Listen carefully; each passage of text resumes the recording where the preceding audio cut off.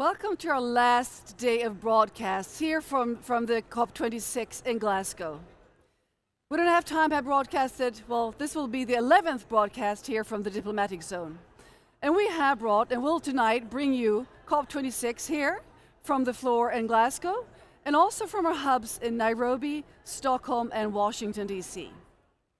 And tonight we're going to focus on climate awards, awarding those that do fantastic things for the climate.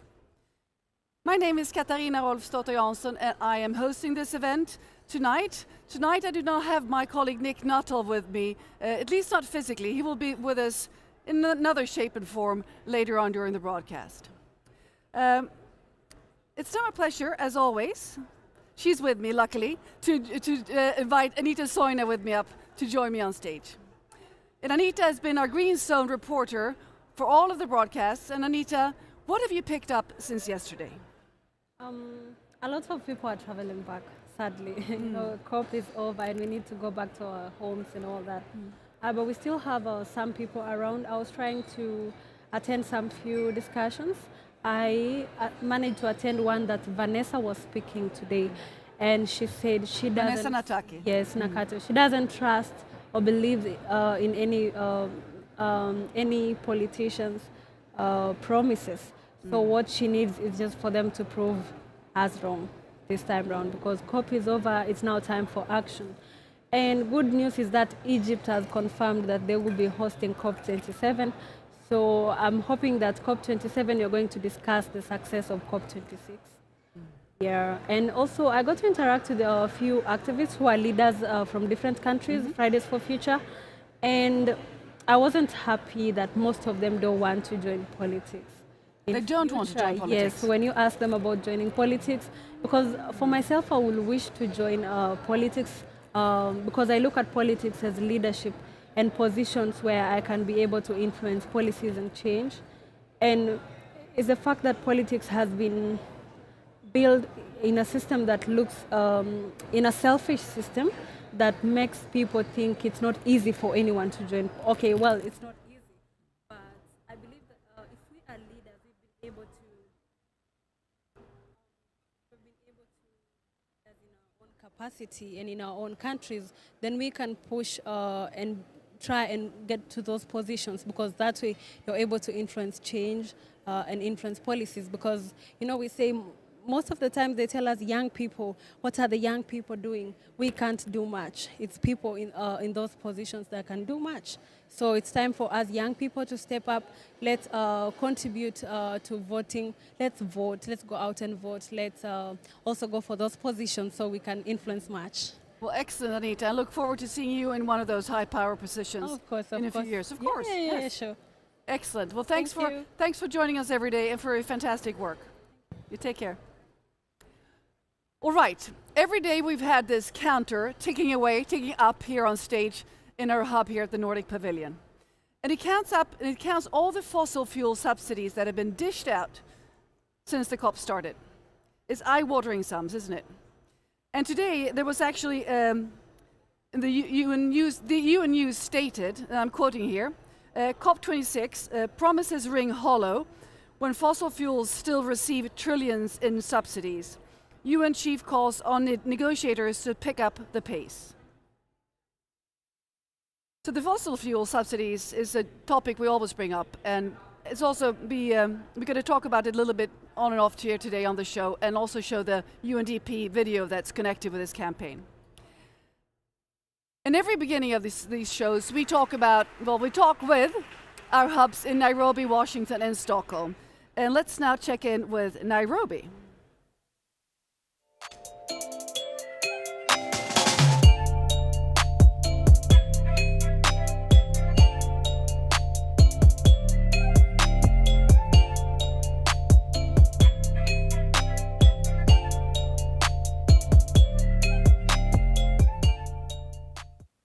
And I just got word that Nairobi is not, they're unable to connect right now, so we will connect back with them shortly. So let's fly over fossil-free to Washington, D.C., to Dr. Shweta Chakraborty.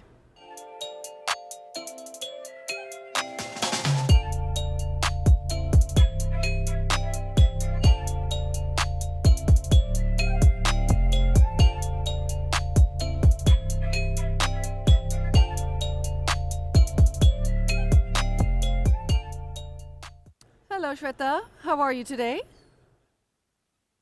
Thank you so much, Katarina. You know, I miss seeing Nick on stage there with you, so I'm hoping he makes an appearance later in the broadcast. Looking forward to that. I do miss We have him. a lot of great content coming up today. I realize it's the last day of COP26. This doesn't mean it's the end of anything, though. Now we have to see these pledges become reality. As Tom Steyer said yesterday very clearly, pledges are not reality. And so the hard work really has begun. It will continue. It will go well into next year, leading up to COP27. And something that we're looking forward to here in Washington, D.C., is our We Don't Have Time launch event, which is actually reflecting on COP. So it's post COP26, Climate Leaders Unite in Capitol Hill on December 2nd. So we'll give some more information about that next, kind of what we're looking forward to post COP here from Washington and the We Don't Have Time hub. So thank you so much. Back to you, Katarina. Excellent. Thank you very much, Shweta. And let's now turn to the General Assembly in New York, where we're going to hang out with Fröjd for a while.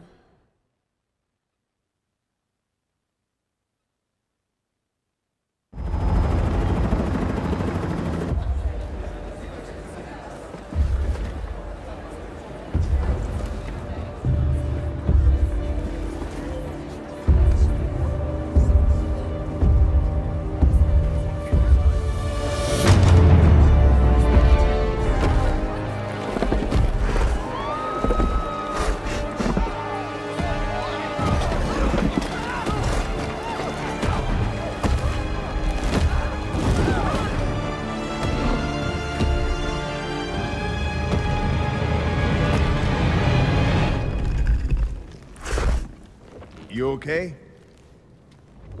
You need a minute? Cool. Okay.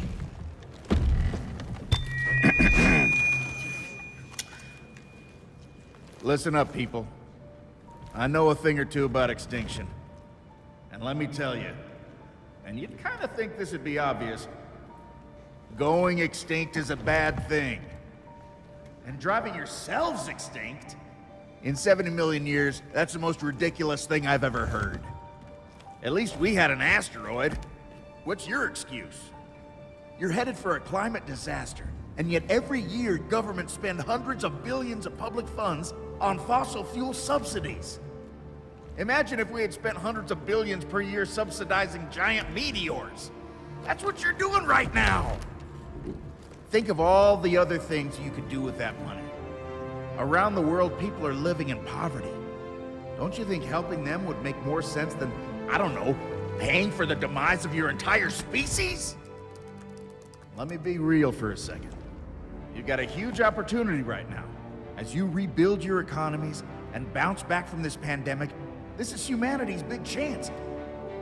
So here's my wild idea.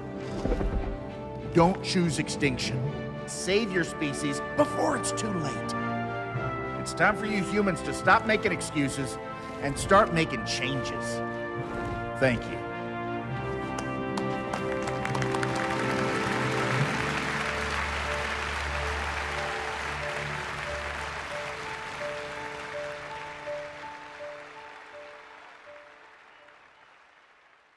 It is now my pleasure to introduce the man behind this fantastic campaign, Boaz Paldi, UNDP.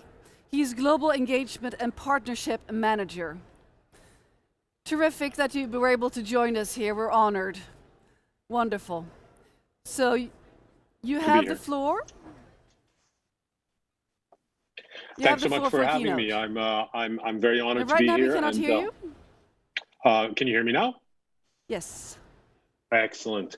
Thank you so much for having me. I'm very honored to be here. I'm very excited to be speaking with you. This campaign has been in the works for about a year and a half. We're very excited that we launched. We are very excited by the results so far, and I'm really eager to share with you the campaign, what's behind it, and really kind of like dive deeply into our Don't Choose Extinction campaign. Shall I just continue on? I think that's the plan. So for us, there's one issue that stands out among many issues that relate to the climate emergency that we believe is a kind of nexus point, a kind of knot that we have to untangle before we can really continue with anything else. $423 billion every year is used for fossil fuel subsidies. The fossil fuel subsidies themselves don't benefit the poor. They don't benefit the disenfranchised. They mostly benefit manufacturers. In fact, 80% of them actually go directly to manufacturers. And so in a way, what we're doing is that we have $423 billion in the red. Until we get to a point where we don't have $423 billion in the red, we are in the red for negative impact to the planet. So what UNDP would like us to imagine, what we would like you to imagine, is what else we could do with those funds. Instead of funding a negative impact on the planet, could we fund positive impact on people and planet? Could we somehow use those funds all over the world to make the world a better place rather than to keep destroying it? And that's really at the heart of this campaign. So $423 billion, if we take that money away, what could we do with it? And the answers are many. For instance, if you were to give sustainable energy to every citizen in Africa, that would only cost $36 billion, and we're talking about $423 billion. For another example is that we could reduce the global the global poverty rate by a significant number. People living on $1.9 per day. We could use this money to raise that income to $3.9 per day, which would take them above the extreme poverty line. We could use it to vaccinate everyone around the world 4 times over against the COVID disease. So there's so much positive that could be done, and yet the world is still spending that money into negative impact on the planet. So we really want to try and see how we can tackle this one point, this fossil fuel subsidy point. The point that the fossil fuel subsidies also skew the economy toward fossil fuels and away from renewables, making it seem like the fossil fuels are cheaper than they really are. Now, of course, this is a thorny issue, and it's a very complicated issue. And we needed somehow to be able to relate it to people, to try and reach to as many people as possible, and really kind of try and explain the issue to people, but also try and have them take action. So we came up with this idea of having a dinosaur called Frankie come to the United Nations. Frankie is about 70 million years old. He went to have a nap in his cave 70 million years ago, missed the extinction event completely, and woke up and discovered that the world that he had gone to sleep in is a very different world, that humans had essentially started destroying this planet rather than building it. And he's a little bit concerned, a little bit angry. So he's marched over to the United Nations, and this is the speech that he gave us. In the speech, he said, don't choose extinction, obviously. But he also said that it's as if the dinosaurs themselves, would have essentially funded a giant meteor to hit the Earth for many, many years before it hit. That's what we're doing right now. And so in this slightly absurd, slightly funny way, we hoped that we would engage with people all over the world. And, we're now 2 weeks from launch date. We launched on the 27th of October. And we can see that we've had some success in sparking that global conversation. Frankie's gone viral in many, many places around the world, in Brazil, in Saudi Arabia, in China, very many other countries. It's being shared on WhatsApp groups all over the world.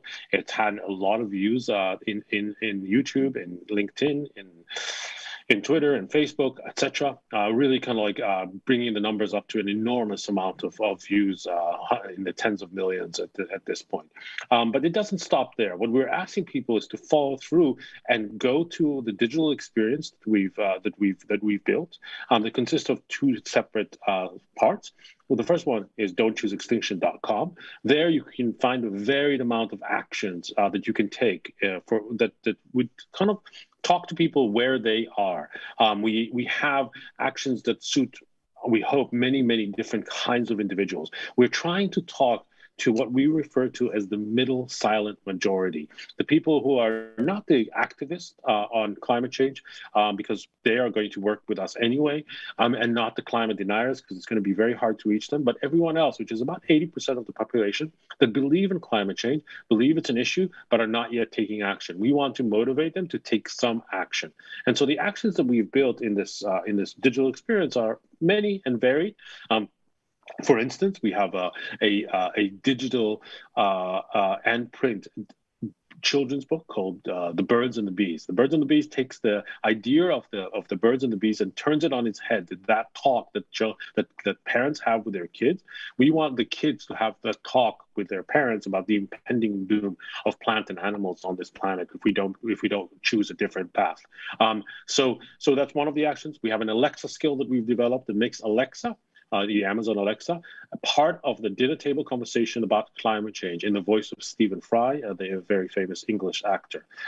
We have a Thesaurus Rex, which is an app that you can download, and that explains difficult climate change terms into everyday language, which I think is a very important part of this, because really, as I said before, this is complicated, dense issues that are difficult to understand, and we want everyone to be part of the conversation.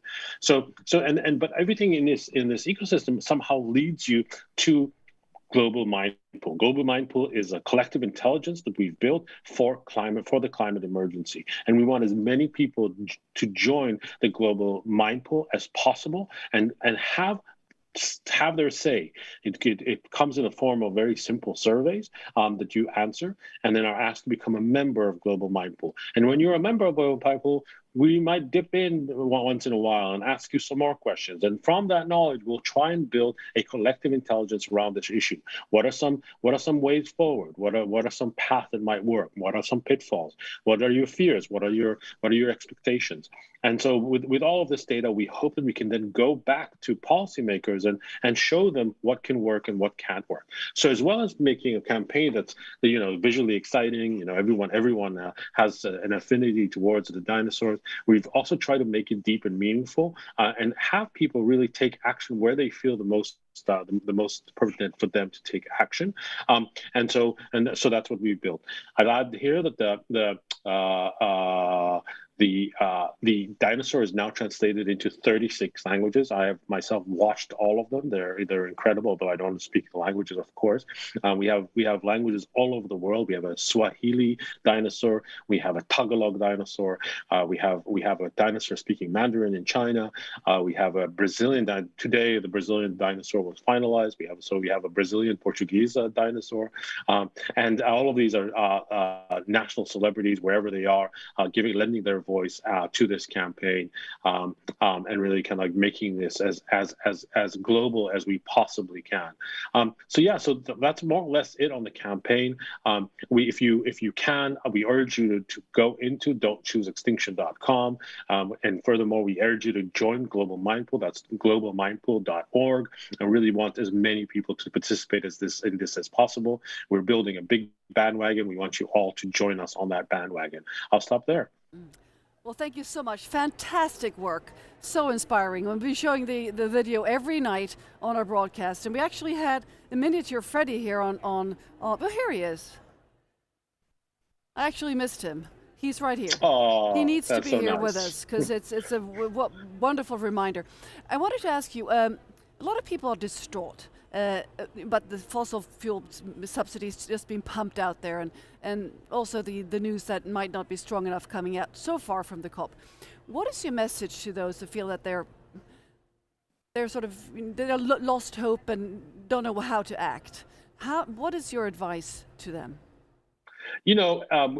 This COP is an extremely important COP, but we can't lose hope. We know that this is a political process that's going to continue. We know that even if we don't come into an agreement at this COP, we'll come to an agreement at the next COP. This is imperative that we get this done.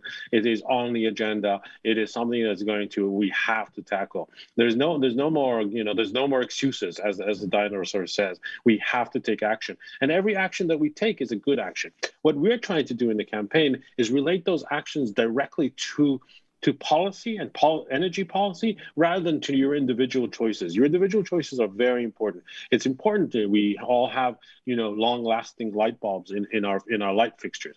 It's important that we try and, reduce the amount of meat that we eat, not necessarily to zero, but any reduction could help. But that's not really what's going to solve the problem. What's going to solve the problem is politicians, policymakers getting together and realizing this is a global issue with a global solution, and we need to move in that direction. And there is hope, because if we all band together and we all act as one, we can find the solutions. We can make this crisis become an opportunity. Thank you. Yesterday, it was released that the fossil subsidies are actually in the draft for the final statement. And also today in the UN News, there was a statement about that the promises that the pledges rings hollow, since the fossil subsidies are still pumping out money. Well, their money funneled into this sector. What does that tell you in terms of hope again to actually have this addressed in the statement, the final statement? I think it would be a huge win, frankly. If this was in the final statement, we still don't know if it will be. We saw the draft yesterday, just as everyone else did. We were very excited that was in the draft. We feel that this really is an absolutely critical issue that we need to tackle, that the world needs to tackle. And we're not pointing any fingers. We're not saying that one country needs to do more or other countries need to do less. We're saying all of us need to have this conversation. We have to have it in the open. We have to find solutions to this together. And I believe that that's what's going to happen. So as I said, it might not happen in this COP, might happen in the next COP, might happen in between, but we can't lose hope. The real issue here is to try and find global solutions, try and band together, to try and form groups like we don't have time, that really push this agenda forward all the time, continuously, and we cannot lose hope, because there is no other way, there is no other path for us. So I'm coming out of this COP, I'm actually hopeful. I think it will be in the final communique. I think that's an amazing thing. I think we're delighted by it, but I think there's a lot of work to be done. And it takes all of us to solve it. That's the main message here. Our voices count. We all have voices to be heard, and we all have voices that count. And if we band together as a group, we are a very, very powerful voice. Well, thank you so much indeed, Boaz Paldi, for joining us here on this broadcast. And thank you again for a fantastic work with this campaign with Freddie and all the other work that is connected to it. And we'll just keep on helping to spread the word. So we need to band together. Thank you so much. Completely agree. Thanks again. Thank you. This marks the end of the first segment of this broadcast. We're now moving into the second one, where we're coming closer to the discussion of prizes and announcing of prize winners. And we will talk now about Startup for Climate. Startup for Climate is Northern Europe's biggest innovation challenge in the energy sector. It is aimed at startups and young companies with ideas that can speed up the energy transition and steer the development towards the global goal of 1.5 degree warming. The energy transition encompasses initiatives that promote the switch from current energy and transport systems to those systems and solutions that are smarter, more efficient, and also, of course, more climate friendly. Joining us tonight are the 8 finalists of this year's challenge, and they have managed to impress the jury with their pioneering solutions. Tonight, the 8 finalists will pitch their ideas to all of us. And lastly, the winners will be presented, and they will be granted a 200,000 euro prize to help catalyze their ideas and to contribute to energy solutions. Behind the Startup for Climate initiative are the electricity providers GodEl and Ellevio. So let's now go to Stockholm and to our moderator David Olsson, who's also co-founder of We Don't Have Time. And he will take over to see what's happened, will steer us into this next section. Let's go, David, take over.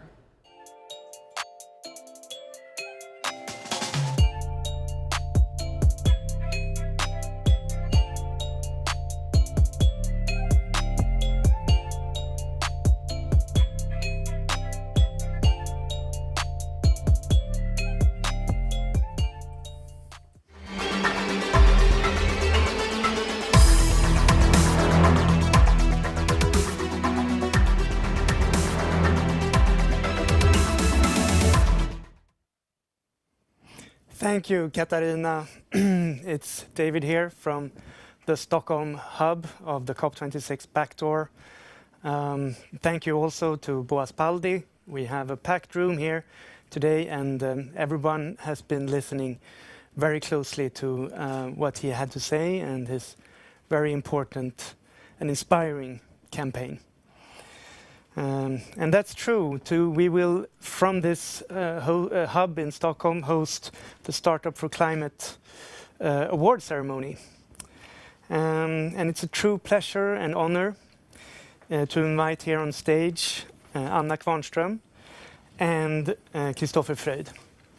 So Anna, you're from GodEl. You're captain of the Startup for Climate and the Startup for Climate competition. You're also a sustainability developer at GodEl and a human ecologist and a lot of experience in corporate sustainability and sustainable energy systems. And Kristofer Fröjd from Ellevio, Senior Vice President, Strategy and Business. And you do a lot of work with helping stakeholders and customers to transition towards clean energy. So I just want to kick this off with asking a couple of questions about what we're going to do here today. So I have a lot of things on my mind. You know, I have small children and I need to get to work in time and stuff like that. So, I mean, maybe the clean energy transition isn't, you know, top of mind. But why should it be? Why should it be? Why does it affect me on a personal level? I mean, good question, and I think it should affect you. And no matter if you have kids or a dinosaur or a monkey, it affects you on a big scale. And I think to answer that question, I could easily just do a copy-paste on Boaz Paldi, who had the perfect mic drop, and comment on that. But for me, the energy transition is very much interlinked with the climate crisis, and I think we need to act now with force to actually make something for the future, to create something livable for the future, because the planet will survive. I wonder if the dinosaurs or your children will survive. So I think that is the importance, and we can all chip in on a personal level, no matter if you're academia, government, or a company, or an individual user. It takes a collaborative effort to succeed. Indeed. I want to ask you, Anna, from GodEl. So what does GodEl, your company, do in order to be a part of this energy transition and to really drive it forward? That's a really good question. Many things, but if I were to choose just a few, I would have to start with making the energy transition relatable and making it more accessible, not just for a club of experts with a certain expert lingo, but actually for the masses. That's what we are focusing on. Because it is something for everyone of us. And then, of course, we also want to create these partnerships. I would say Startup for Climate, the reason we are here tonight is a great example of that we want to create partnerships that can actually create more than we ever could just by ourselves. So the classic partnership that brings 1 + 1 = 3 even. Great. Well, thank you, Anna and Kristofer. I will leave you there. It's now up to you to take us through this award ceremony, Startup for Climate. Thank you. Thank you. Cool. So let's kick it off. Startup for Climate. We started Startup for Climate in 2020 in the midst of a global pandemic. And we saw the world shut down. We saw trade decrease. We saw international travels basically come to a halt. And we also saw people lose their livelihoods and fall into poverty. We have had to accept the fact that we are not unstoppable, that we are actually very much vulnerable to the forces of nature and anything that's basically out of our control.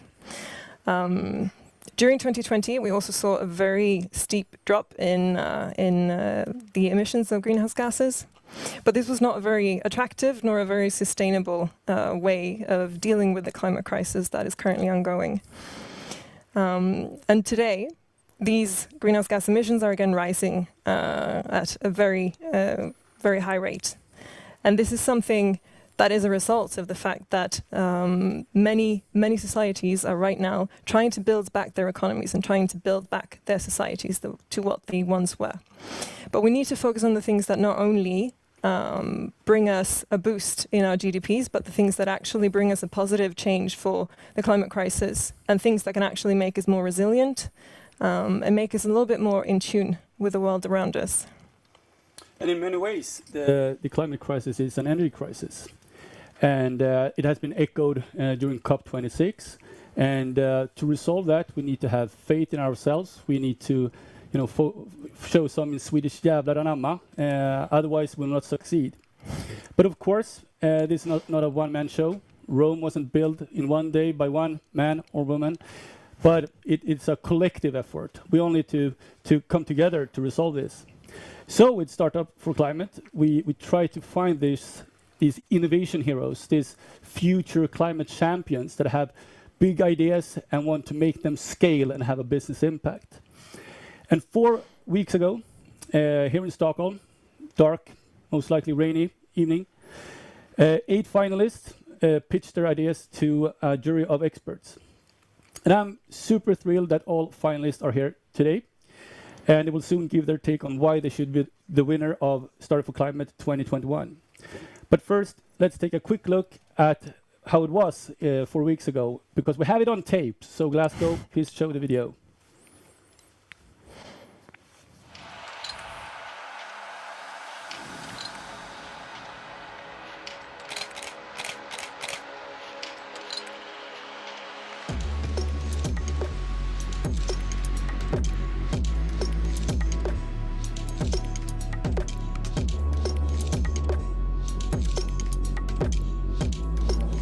The time when mere ambitions were good enough is gone.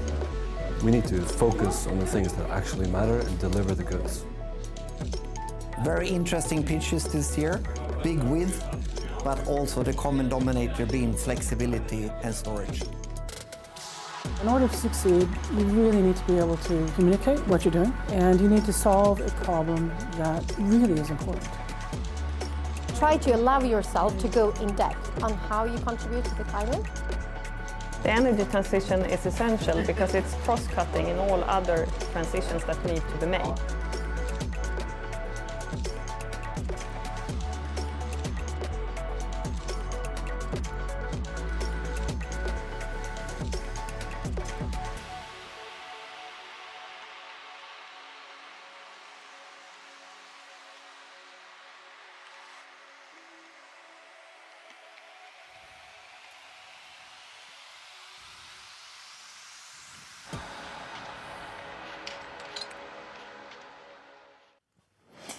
Yeah, so stay tuned, but not for much longer.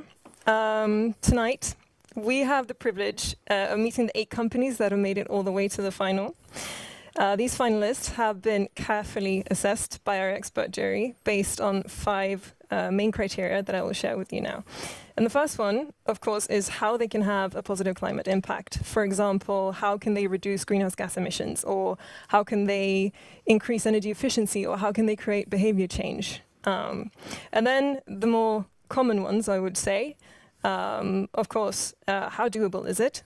How profitable is it? Because we're talking business. How unique is it? And the final one is how their innovation makes our jury feel. And it's a true honor to have the 8 finalists here with us tonight. And they have, of course, want to share their ideas and describe what they'll be doing. And they will have 1-minute pitch where we'll describe their innovation and how it can be an important impact on the climate crisis. And of course, why they should be the winner of this year's challenge.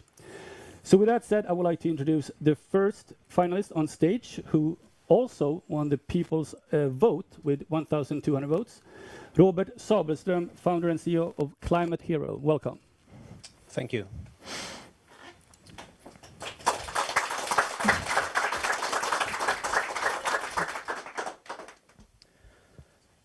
Did you know that 50% of the global emissions origin from just 10% of the world's population? That's the richest part that you, I, and everybody in this broadcast belongs to.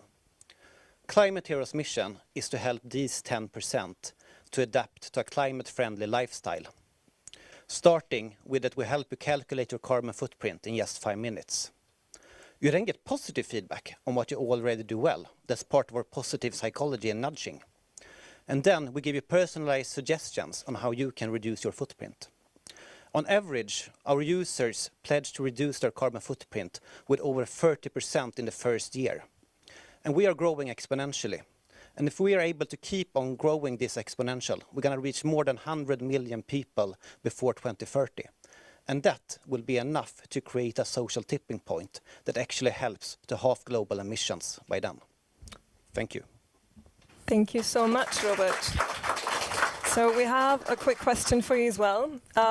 When talking about climate transitions and impact, usually the discussion is on a higher level. It's more institutions and politics, etc. What made you focus on the individual impact and the individual's everyday decisions? Okay. So if we're going to have a 66% chance to limit global warming to 1.5 degrees, we need to halve emissions by 2030.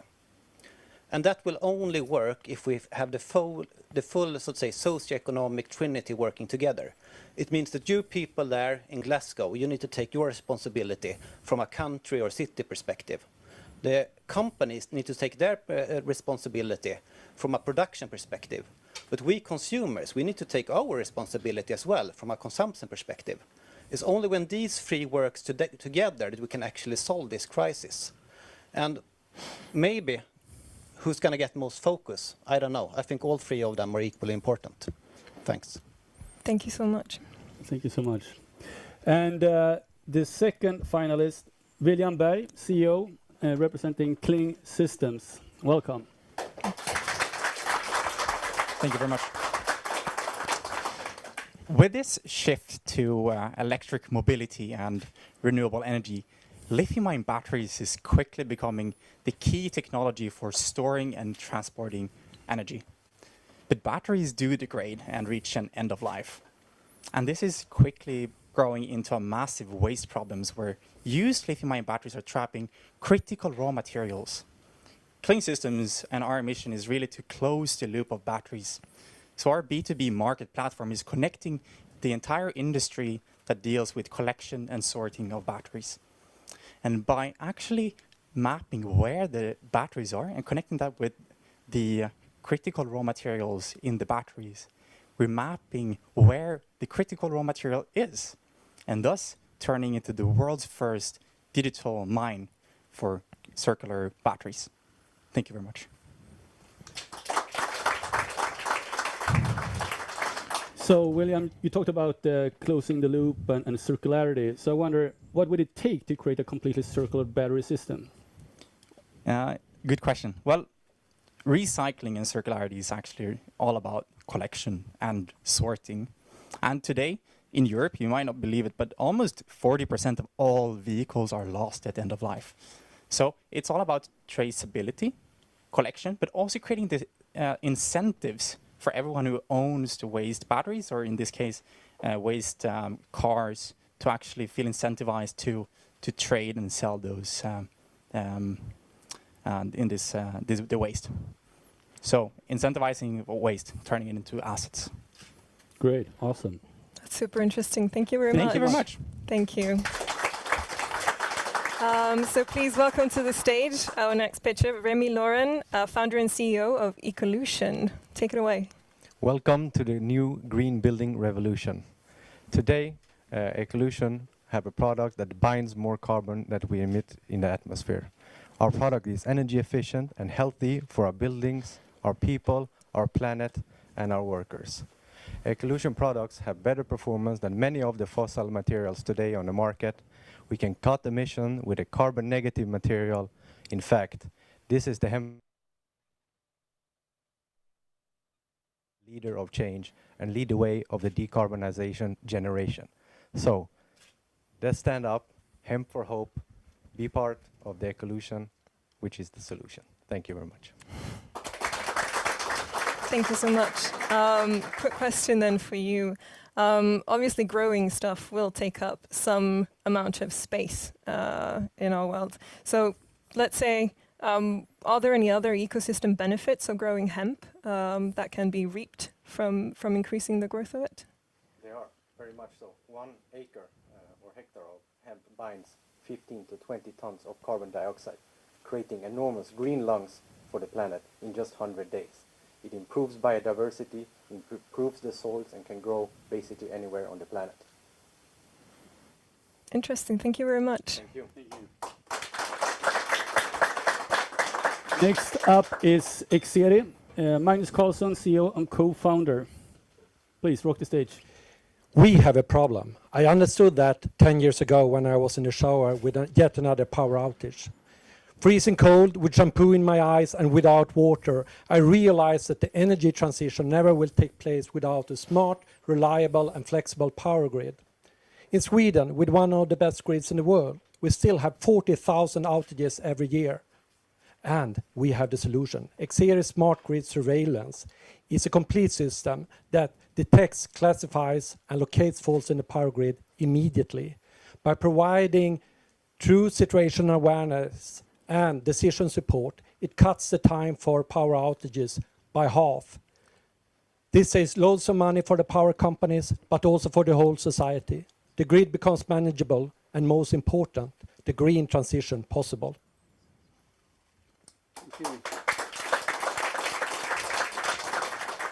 So power outage, the arch enemy of every single grid company in the world. But could you also explain what the connection is between power outages and a negative climate impact? Yeah, we have a commitment to the planet, but also to the society. And if you don't know what's going on in the power grid, and if you have outages, you have problems in the society. What will happen, for instance? Would anyone accept to find your car uncharged in the morning due to a power outage that no one knew about? When you pick up your phone to call work, you realize that your phone is not charged either. At work, they're struggling to deliver. Due to capacity peaks, the machines will not start up after the outage. Where I come from, there are huge investments for sustainability going on. We are building wind farms, and fossil-free steel is going to be produced. But that is not possible without a smart and flexible and reliable power grid. And that is what Exeri Smart Grid Surveillance provides. Great. Thank you. Thank you. Our next pitch is Johan Guo, Project Manager at Hydrogen Energy Scandinavia. Welcome to the stage.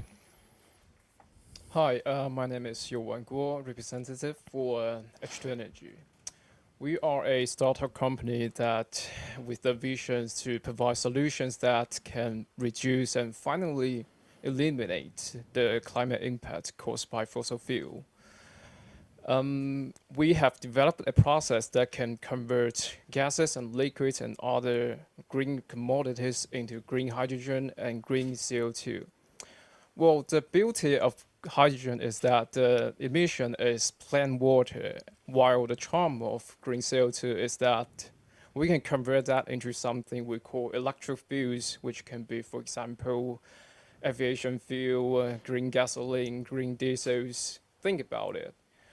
Well, together with renewable electricity, green hydrogen, and green CO2 is the building block necessary to bring our society back from the path to destruction and into a way to sustainability. Thank you. Thank you so much. So a question for you. Broadly speaking, if your innovation was implemented on a global scale, what kind of positive climate impact could we expect from it, if you can be a bit visionary? Well, first of all, we can upgrade the current main hydrogen production method. With our process, 22% of the carbon dioxide can be saved. And if we apply it on a global scale, I would say that we will be able to reduce the global carbon dioxide emission by 1%. On the other hand, there is maybe 1% or 2% in the application of biomass. There are two ways to go for the green CO2 producing the process, which is CCS and CCU. carbon capture utilization and carbon capture storage, so that we will be able to have a negative emission instead of letting it out into the atmosphere. So in total, I would say the potential is 3%. Thank you so much. So next up is Jon Diklev, CEO and co-founder of Krafthem. Welcome. Thank you. So we face an incredible and fantastic challenge in transforming society's primary energy carrier into electricity. And as we do that, we have to direct unfathomable sums of capital into the power system and renewables. Krafthem operates a virtual power plant of distributed assets. It could be EV charging, it could be batteries, solar, small-scale hydro, and much more. And what we do is that we utilize the inherent flexibility of those assets to balance and alleviate grid congestion. And when doing that, we reduce the need for new infrastructure, and instead we utilize existing resources more efficiently to accelerate and enable the energy transition. Thank you. So the flexibility market is exponentially growing market. So what makes your offer unique, and why will you be around and thriving 5 years from now? That's very true. And it's an incredibly complex challenge that a lot of great minds are putting their best thought into right now. And our uniqueness probably lies in toward our focus to distributed assets. But for the 5-year question, I would absolutely say it's the team that loves complex challenges and are dedicated to solving them with an immense amount of grit. Thank you. Thank you. Thank you. So next up is Peter Ingstad, who's the CEO of Ligna Energy. Welcome. Thank you. Ligna Energy make batteries, biobatteries, rechargeable batteries out of forest residues. And we use the byproduct from the pulp and paper industry, lignin, as a main component in these batteries. So this is a good thing, since the need for batteries in the world is massive, coming from the shift to renewables and the electrification and digitalization. So we make different types of cells, and our entry product is the thin one you see here, which is made for being used at IoT nodes for connected units in mass production. So step by step, we do this, starting with a small cell to make a big impact in the end. Thank you.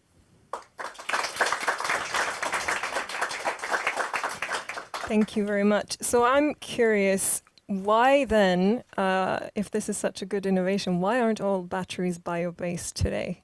Could they even be? They could be. The need on the planet, if we would say reach 90% renewables, would be 40 feet containers stacked all the way around the equator. So that amount, that's a massive amount, but it would still consume only 2 to 3% of the lignin, the byproduct lignin in the world. So it is feasible. So it's more a matter of a decision and a willingness to take the cost for it. Interesting. Thank you very much. Thank you. Last but not least, we have Jonas Tyni, CEO for Twin. Welcome. Thank you. Over 50% of the emissions of greenhouse gases comes from energy production and transport. So if we want to reach our environmental goals, we need to shift to renewable energy production and to electrify our transports. But there's a big challenge, and that is that the grid at many locations doesn't have the flexibility or the capacity to deliver the power that is needed.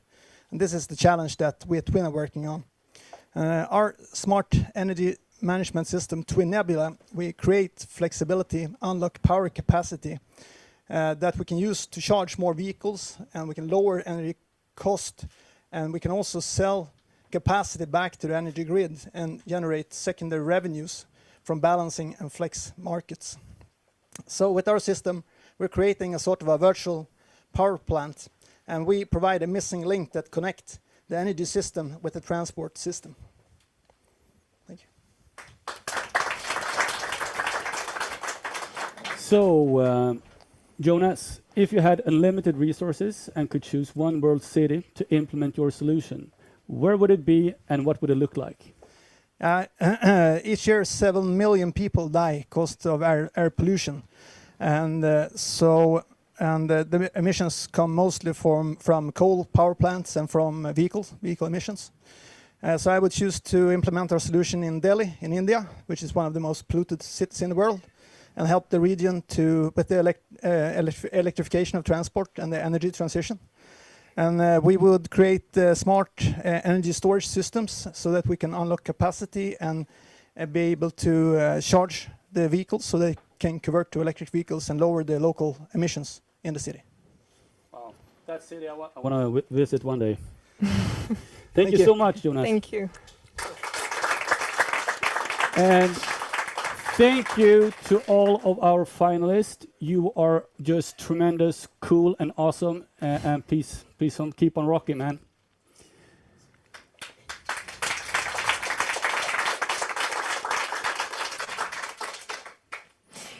Yes. So we will get back to the contest. Oh, sorry. All right. So thank you all, guys, and for the pitches and your fantastic Q&A session.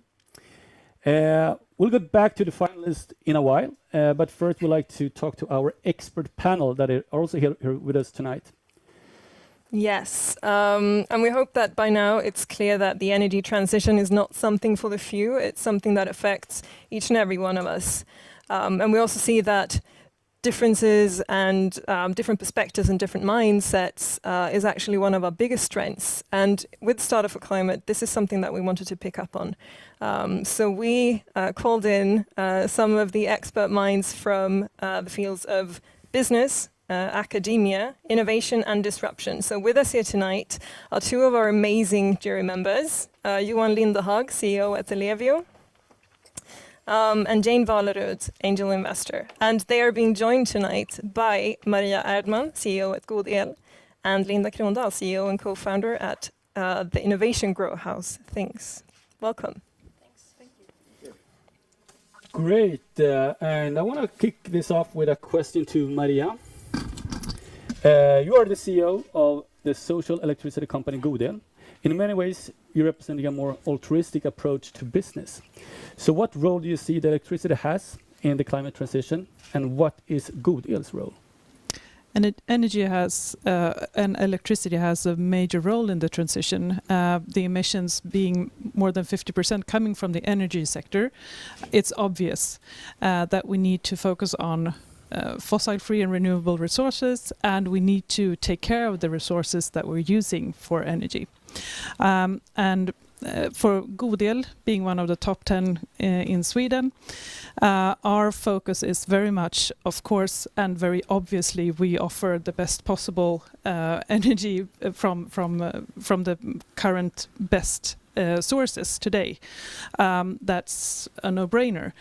But also contributing with this together with Ellevio in Startup for Climate, putting some energy into the transition as well, and also, of course, providing help to our users or our consumers, the ones having our services, in giving them products and services that they can, where they can contribute as well to this change. Thank you so much. Thank you. So another question then for Johan. You often describe Ellevio's services as the backbone of modern society. I was wondering if you could expand a little bit on this. Well, maybe that's an easy question to. I mean, first of all, we are a very big player when it comes to delivering power to large part of the country, and specifically also here in the capital of Sweden, Stockholm. But we're also 100% dedicated of the zero emission target of 2045, and we all know that is going to happen by even further electrification of the transport sector and in the industry. So in the coming 24 years, we will see a doubling of the electricity consumption. When we looking back for the last 25, 27 years, it has been pretty flat. So it's an absolute industry revolution nationwide, which also will come with a with a good thing. We will make all cars fossil-free, and also will make all our fine Swedish industry also fossil-free for international competition with good products, creating a lot of jobs. So we see that we are in the middle of that, and we have enormous investment program. So in that sense, success doesn't come cheap in this talk. It's very cheap. So we have a huge investment program with over 100 billion actually in only Ellevio to make this happen. So it's not only grid, there will also be other services that we will simply develop together with our customers. So your role is sort of evolving together with society and just evolving with the energy transition, basically. Absolutely. So we have some idea what the services is as of now, but up until 2045, of course, this is one reason why we're standing here today. It will also be a lot of new innovation that we will invest in as a part of the journey of zero emission by 2045. Thank you. Linda, I have seen some of the tremendous companies in your network. It's huge, and I know that all of these companies have an eager to really trying to solve some of the tough problems in the society today. So what does it take to be a startup company with a brilliant idea, to nurture that idea and really scale it on a commercial level? What is the secret sauce? There's two parts in the secret sauce. It's customers and customers. I would say that's the main priority, and probably for all the pitching companies here. And I would like to add paying customers. And to get a paying customer, that requires that you're actually solving a real problem that someone is willing to pay for having solved. And that, of course, involves a lot of, GodEl, Ellevio, they're providing the cash for you to scale more rapidly, which I'm really happy to hear. And also Jane, who's representing the investor side here. Many of these companies, they need the investment because there will be the famous, infamous valley of death. A lot of these solutions now, they require a lot of time. It's not like creating an app only. It's a lot of hard work before you can actually send that first invoice. But if we all pitch in with whatever we are, if we're consumers, companies, public bodies, that's how we can make it scale. So a good idea doesn't count. It's the first step, but it's a good start, but that's like 2%. Yeah. The other 98 is quite important too, I guess. Yeah. Yep. Cool. Something to take away from this. Then Jane, you're an investor, and you tend to focus on things like go-to-market strategies and profitability, etc. Why is the climate crisis important in your line of work? Oh, well, as investors, we invest only in deep green tech for the living planet. Have done for 5 years now. So yeah, this is what we do. Why business models and why go to market? Because in order to get those customers, you have to know which ones to approach and how to approach. And you have to know how they're going to pay you for what you're selling them. And if they're not paying you enough, you will die. That's one of the things that is kind of important too. Not only do they have to exist as paying customers, they have to have a chance of paying you enough so you will survive and even grow. Yeah. And sometimes people don't think that much about that. And do you see also that the growth of this green investment area, is it growing now? Is this? Oh, it's hilarious. The heyday? It's just amazing. 5 years ago, what are you doing? Why? We're making this great gaming app. You're crazy. Why are you doing deep tech? It's hard. And now people are really rushing in and helping out. There is money available for these kinds of companies.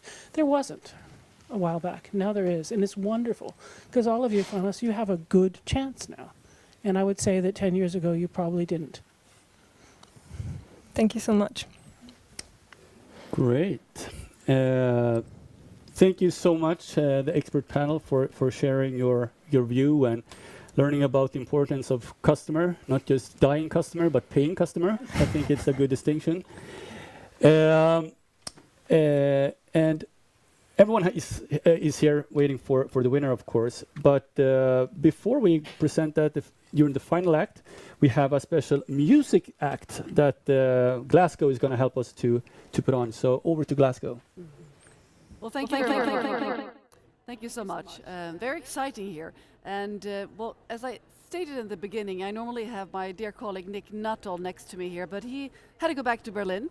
But now you will see him in his pop star version, because he is actually also a pop singer. And he's in this wonderful music video together with Bernadette La Hengst, who is a big star in Germany.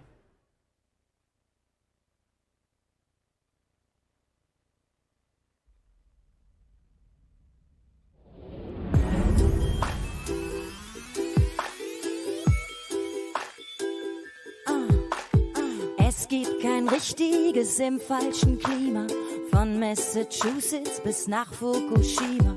Und wenn uns morgen die Sonne aufweckt, dann sind die Sorgen alle wieder weg. There is no right in the wrong climate, from Massachusetts up to China. When we wake up in the morning sun, all of our troubles will soon be gone.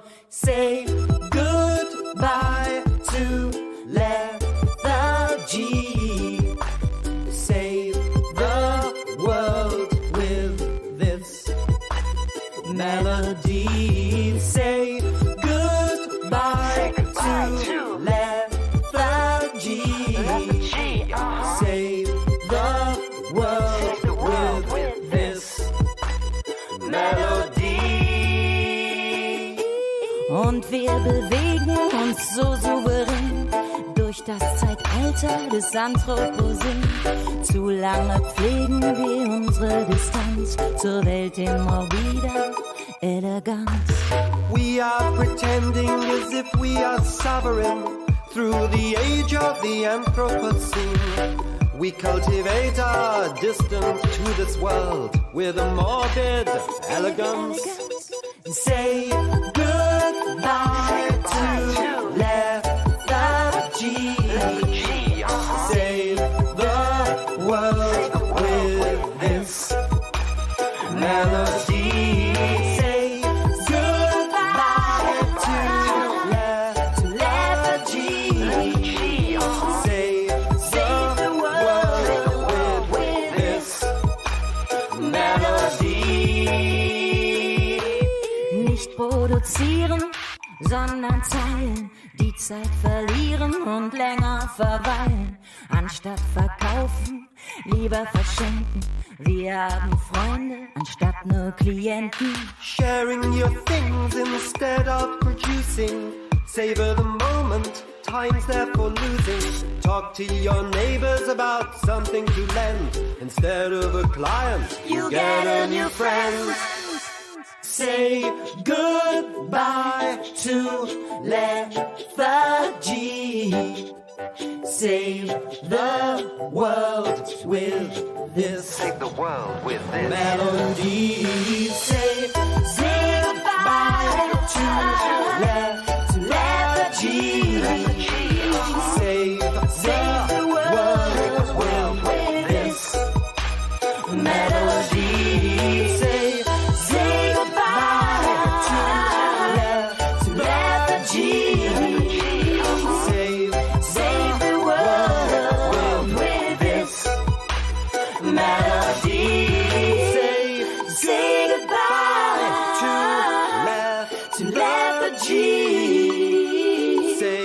Save the world with this melody.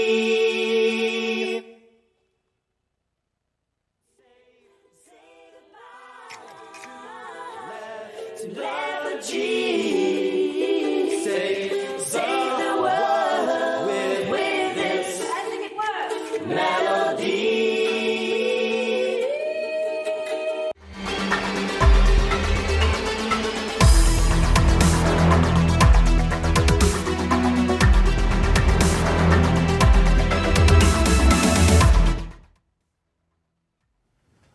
So we're not saying goodbye yet, but we're saying welcome back to the final stretch at Startup for Climate 2021.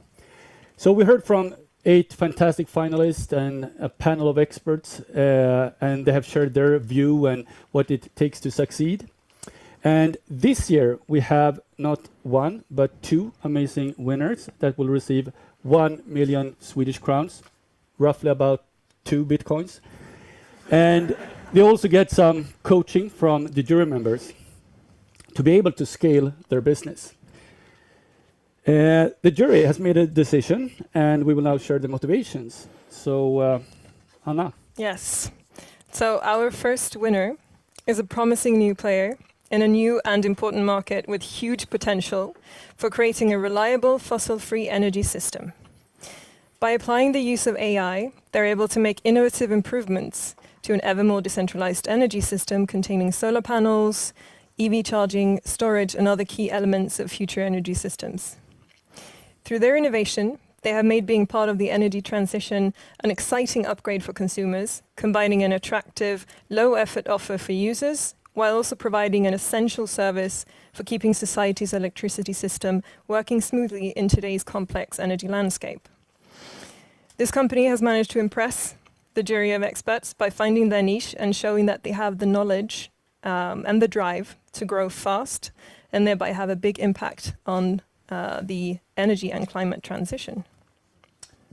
And before we announce who it is, the motivation number 2. So our second winner has brought us innovation in an essential area of the energy transition that is in many ways linked to harmful practices during the extraction of raw materials. In order to manage an attractive and sustainable energy system based on intermittent energy sources, we must find a solution for our energy storage needs. By substituting conventional practices with bio-based materials from accessible Swedish forests, this company has shown that they have the potential to grow the energy storage segment at a minimum cost for the environment. Their innovation seeks out business opportunities across the scale, from small censored power applications to large-scale energy storage solutions, thereby approaching several components of a future energy system: electrification, IoT, and renewable energy sources. The smart use of sustainable forest material has made an impression on the jury, who believes that the win in Startup for Climate 2021 could be the defining push needed to take the company to the market and beyond. And the 2 winners are Krafthem and Ligna Energy. Welcome to the stage.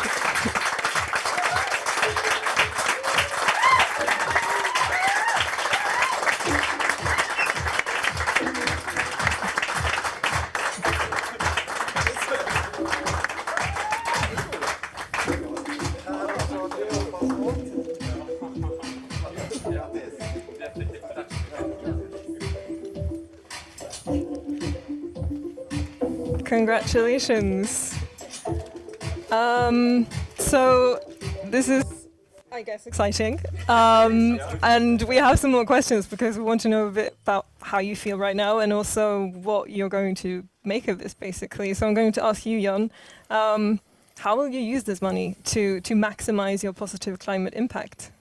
We were actually asked this question when we filled out the form, and I remember the first few sentences. And it was data, science, and that's what we're gonna do. We're gonna solve more and more problems every day. We do it a lot with complex math. We love data, so that sounds good. Cool. And I have a question for Ligna. If you could say one thing to potential customers, they are important, and investors out there, what would the message be? To customers and investors? Yes. They are important. Yeah, I would say that. And they are important to us. So, so continue believing in Ligna, and that would help us a lot, and I think we can make an impact. So, yeah. Cool. Good. Thank you so much. Yeah, thank you so much, and congratulations. And of course, this is big news, and you're worth actually a little break and do some celebrations, some fist pumps and drinks and so on. So please go in the green room backstage, and we will wrap up the Startup for Climate. Yeah. Thank you very much. Thank you.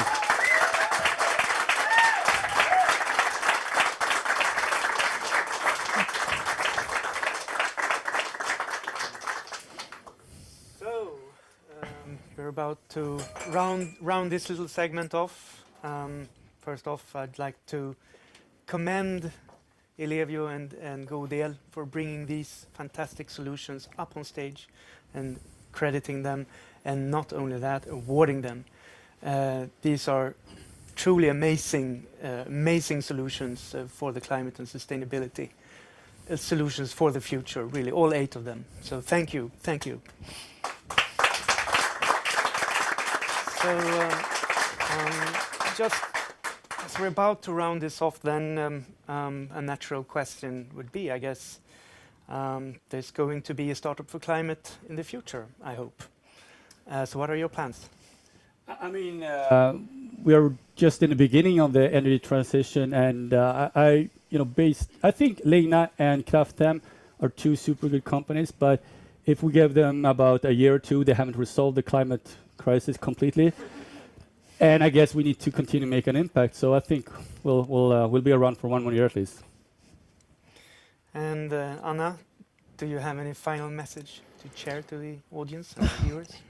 Well, plenty. But to sort of tie it all together a bit, also with these cute dinosaurs standing over there, I can paraphrase Frankie the dinosaur from the beginning, and say that this is humanity's big chance, basically. And we have the opportunity to not choose extinction, to actually choose renewable energy, to choose innovation, and also I think one of the most exciting areas is to choose unexpected and new and innovative partnerships, because you never know what partnership or what meeting or what network might actually lead to something very impactful before you've tried it. So basically keep partnering up and keep exploring solutions. Keep partnering up, keep exploring. That's wonderful and inspiring words from you, Anna. So thank you, GodEl, Ellevio, Startup for Climate Initiative. Thank you, Kristofer. It's been wonderful to follow this. Thank you so much. Thank you. Thank you.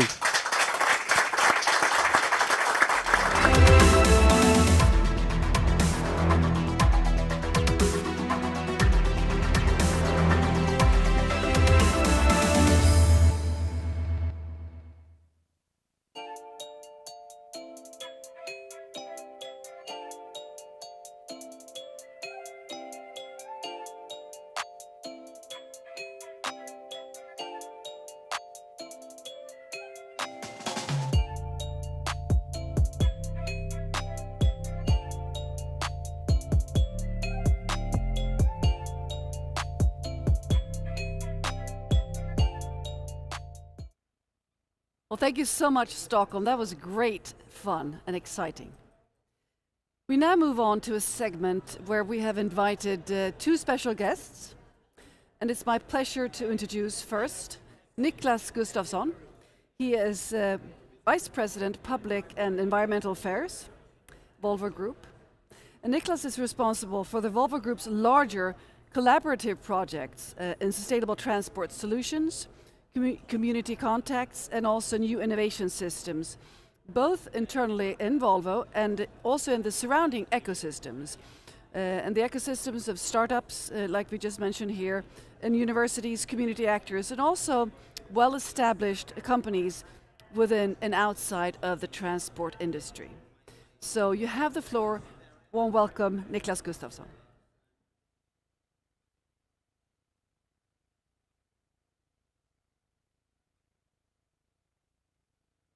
Terrific. Wonderful to have you. Hello, everyone. We are leading the world of science by giving out one of the world's most prestigious environment prize. For more than 30 years, this award has been rewarded to people dedicated to understanding of our environment, researchers and scientists. From all over the globe, from biodiversity to technology, from the cryosphere to the atmosphere.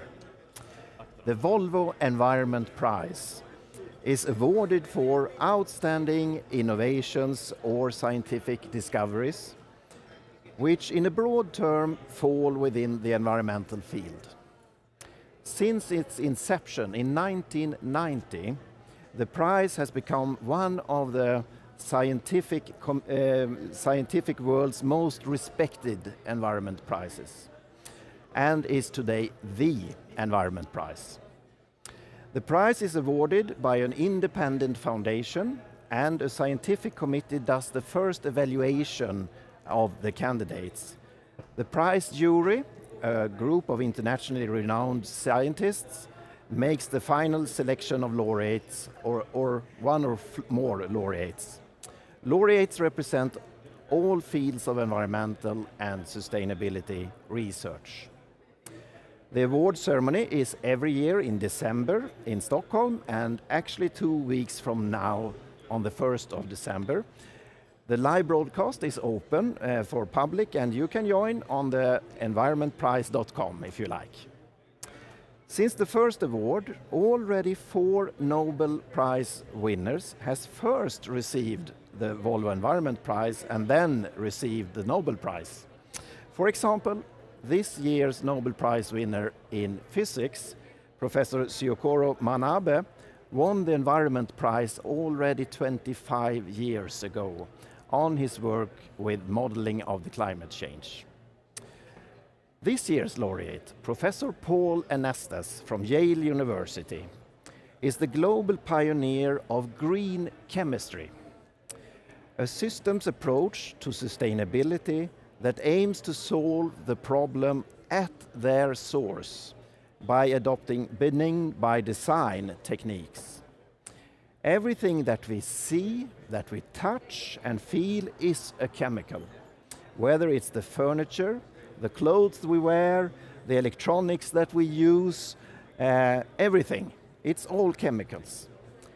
For the past 2 centuries, chemistry has been doing technology miracles.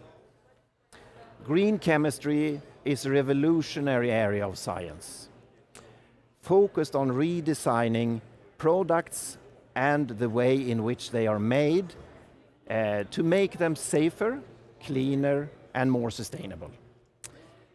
In his own lab, Professor Paul Anastas and his students at the Yale University have developed generic molecular designs for reduced toxicity, created new environmentally benign catalysts for green chemistry, and built a huge molecular design research network also with other universities. From flavors to fragrances and fuels, Professor Anastas has pioneered the use of earth-abundant catalysts such as copper, rather than rare earth metals, for breaking down lignin, vastly reducing both air and water pollution from the processes and bringing costs down as well. Now, the ultimate global waste chemical is carbon dioxide, driving the destabilization of the climate system and also ocean acidification. Professor Anastas has contributed to this enormous challenge, developing new methods of chemical synthesis using carbon dioxide as a feedstock for making natural products. So why is this important for all of us to follow science? Well, I don't need to tell you how important it is to listen to all the researchers in IPCC when it comes to what is happening with our globe, what is happening with our climate. But also, climate change is actually not the only challenge that we have to deal with as humans. The planetary boundaries are several, and we need to address them all in parallel while addressing the solution to not warming this globe more than 1.5 degrees. Awarding those who pursue the most important knowledge of all, how to make a lasting world, how we tackle the enormous environmental challenges ahead, must be guided by science. That is the reason for the Volvo Environment Prize. But the prize doesn't only exist to tell the scientist, good job done. It's also here to tell everyone to listen to science and to act. This year's laureate of the Volvo Environment Prize, Professor Paul Anastas, said when he was here in Glasgow just the last week, in a brilliant dialogue that he had with students from the Yale University, that system problems needs to be addressed by system solutions. Our problem as human beings is not to find a solution to a problem. We are actually quite good in this, according to Professor Anastas. Our weakness is to define the problem in a correct way, the root cause. Because we don't want to solve one problem just to find out that we actually created another problem. And the reason for this is that we actually didn't define the problem to start with in a good way. According to Professor Anastas, it's not a question of how to manage a problem, it's about how to end a problem. Green chemistry has the power and the potential to make real change for all of us. Thank you very much. Thank you very much, Niclas Gustavsson. Stay with me for a question or two. I had the privilege of meeting Paul Anastas and also to moderate this wonderful talk with the Yale students. So I'd like to just dwell a little bit on green chemistry. What challenges and also opportunity does green chemistry entail for the industry now moving along? That's a good question, and it's a huge potential, Katarina. It's, just to look at the private sector, that we need to act and that we actually can act is important, of course, not at least here at COP. And when it comes to companies and in what way we can act, we need to think cradle to grave, of course. And here we can, not limit ourselves to just talk about recyclability of our products and design them to be recyclable. We can't limit ourselves to talk about the second life of products or parts of the product, which is important, for instance, for all the batteries that we will use in our vehicles. We will need to find recyclability, we will need to find the second life of batteries, but we need also to solve the end of life for the products, no matter what company is actually producing them. And here comes the brilliancy with green chemistry, because if we can get this right from the beginning, when actually combining the molecules in the chemicals, which are then turning into products, then we are actually solving the problem from start, which is brilliant thinking from our laureate this year. Indeed it is. And you have a fantastic track record, as you mentioned, with the Nobel laureates. And when I met the Yale students, I said, well, they were all girls, by the way, all young women. And I said to them, maybe, who knows, there might be a future Volvo Prize winner amongst them. Absolutely. So. Hope they will, or if they don't become a Volvo Environment Prize winner, maybe they start working in Volvo, and we need them there as well. For sure. Well, thank you so much for joining us tonight. Thank you so much, Katarina. Thank you. Thank you. Nick Nuttall is going to reappear again just now, as he is doing an interview. He did an interview the other day with one of the We Don't Have Time partners, Anne-Marie Melster. She's co-founder and executive director of Artport Making Waves. So let's watch this video now and say hello to Nick again. So we're here at COP26 at the Glasgow Art School with Anne-Marie Melster of Artport Making Waves.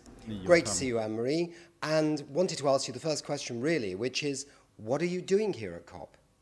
Well, it's actually already our 5th COP, and we always try to put together artists, scientists, and education in order to advocate for action, for climate action. And we came this year to host at the Glasgow School of Art an interdisciplinary program, bringing together film screenings of the We Are Ocean Global program, of Into the Oceanic, which we premiered yesterday.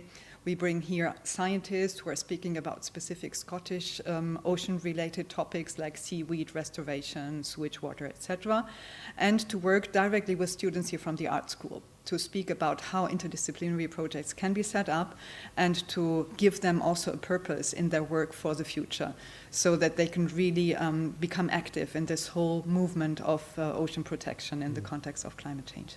So overall, how do you feel that your work is contributing to scaled up climate action?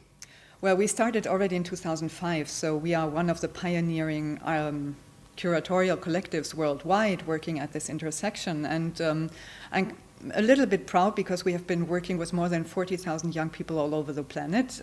We have been participating in several COPs. We have had more than 3 million viewers, visitors, participants in our different programs all over the planet.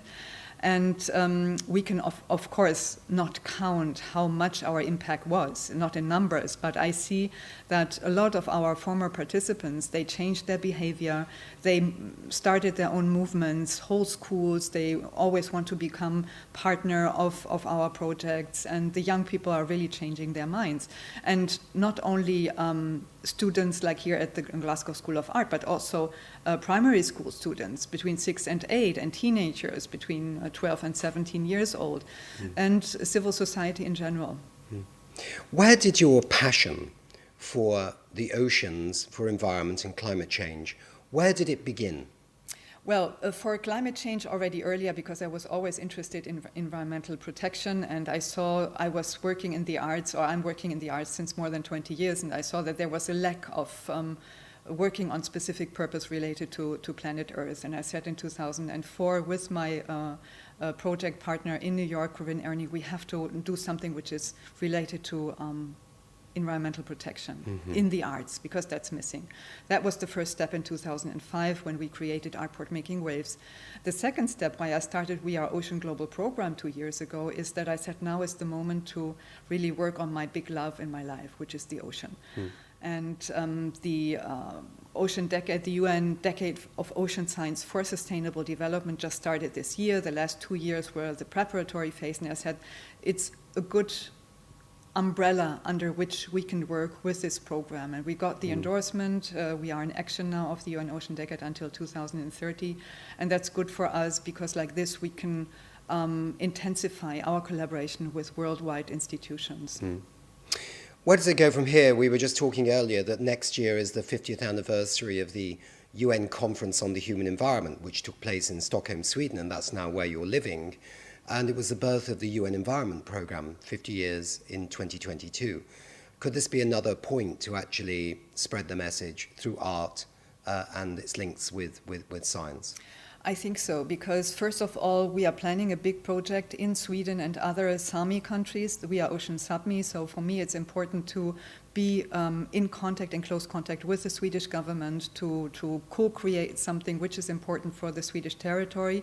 And then on top, I think it's an important point in the nature and in the existence of UNEP, because we can show that what has been done in 50 years. And I think it's important to do that in a country like Sweden, in a city like Stockholm, and not in New York, Paris, and other big cities where those big summits have been happening before, because Sweden is a very nature-oriented country, but we have to do much more in regards of environmental protection. Yeah. If you had the governments who are maybe a kilometre or so from us here, in this room here at the Glasgow Art School, what would be your number one message to them? I always say, I did that already 16 years ago, walk the talk. It's a banal expression by now, but the Paris Agreement was established 6 years ago already. And it doesn't matter if it is binding or not, but walk the talk and try to implement what you signed in Paris and make it quicker, accelerate the process a little bit because we don't have time. Yeah. And the second message would be, I think the best carbon sink is if we leave everything related to carbon in the ground. So it would be good if investment and subventions for fossil fuels, coal and petroleum, would be reduced to a minimum or just cut out of the plans in the future. Leave it in the ground. Exactly. Exactly. And make sure the pollution doesn't end up in the ocean. Yes. Yeah. So thank you very much indeed. Anne-Marie Melster of Artport Making Waves here at COP26, doing really great work with art and the bridge between science and climate action. Thank you very much indeed. Thank you, Nick. And thank you, we don't have time.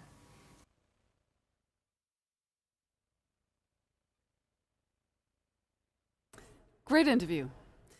We now turn to Stockholm again. We're going to talk to a person who knows a lot about the importance of sharing good news and to share solutions.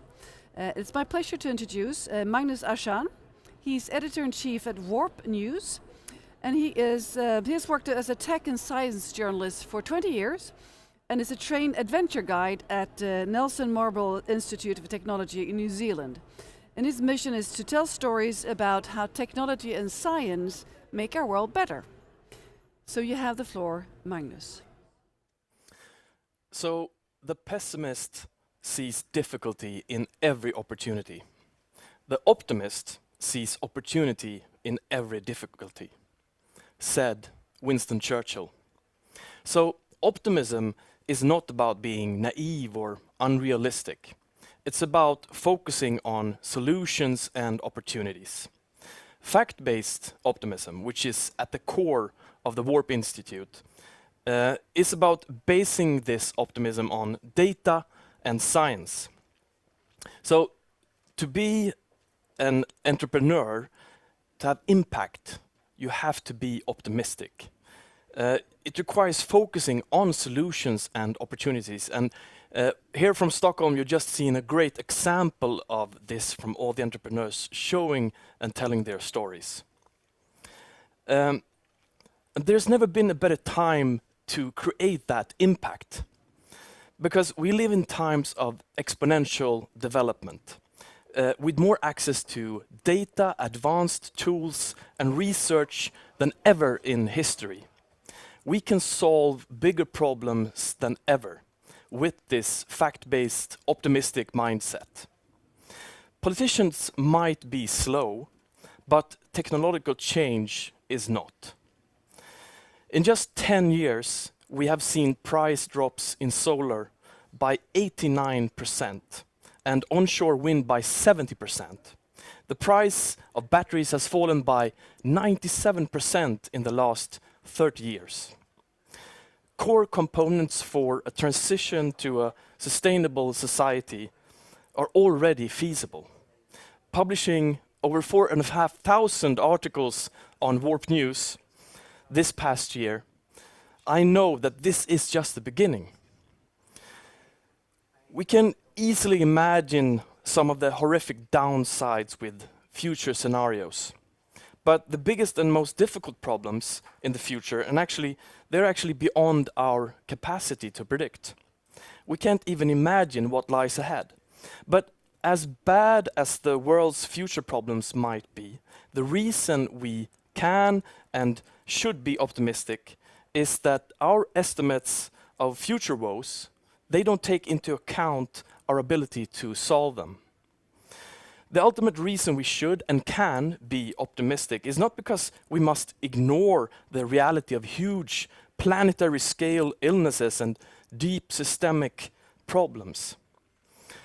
To quote Wired founder Kevin Kelly, who wrote an excellent piece for Warp News quite recently, we should be optimistic, not because our problems are smaller than we thought, but because our capacity to solve them is larger than we thought. Thank you so much. Thank you very much, Magnus. I'd like to ask you about the communications and the reports that are coming out from the COP and about the COP. What is your take on the sort of the tone and the tonality and how they're brought out? My overall impression is that I'm getting a lot more hope. I mean, it's still, it's a delivery. They have to follow up on these pledges. But the thing is that we know now that the options are there. We know that we have renewable energy. We know that we have batteries that keeps on dropping in prices. So there is a practical way of going from fossil fuels fast and scaling up.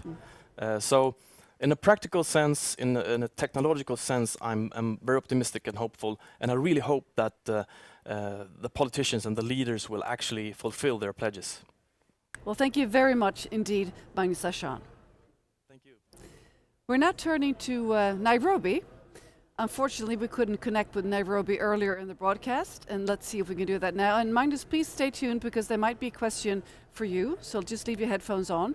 Let's see if we can connect with Mount Kenya University in Nairobi. And we have with us the moderator, Robert Ndunge Josephine. Hi, Catalina. Oh, wonderful to see you, Robert. Hi, how are you doing? Good. It's a Sorry, we were not bittersweet able to feeling. connect. It's a last Yes, we show. were not. Hello? Go ahead. All right.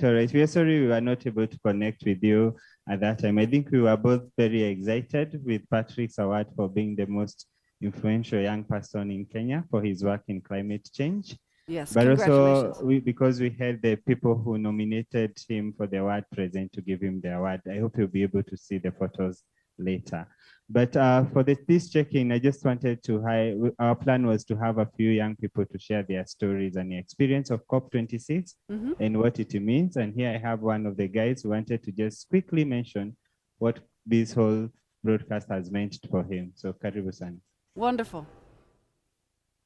Thank you. My name is Mike Langat, a student in Mount Kenya University, first year. I'm taking Bachelor of International Relations. COP26 has been wonderful, not only to me, but to the entire university students and the rest of the population in our country, Kenya. What is interesting, in our country, Kenya, we had an opportunity, one of us, a student in one of the high schools here, got an opportunity to read a speech on behalf of all the youths in Africa in Glasgow, right? And in his speech, he was able to recognize that out of all, he was able to recognize that all the future belongs to the that future, but in that future, it is being derailed by climate change. For us to have a better future, we should ensure that this issue of climate change is being solved. Lastly, I was also able to capture some of the things shared by the United Nations International Panel on Climate Change.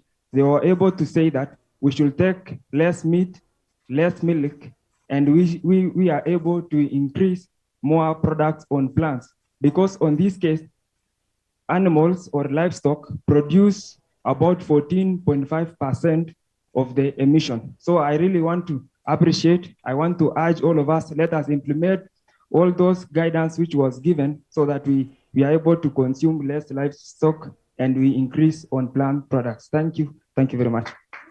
Thank you very much for your input. Yes. So yeah, we had another lady here who also wanted to share her comments quickly, please. Great, you have our attention.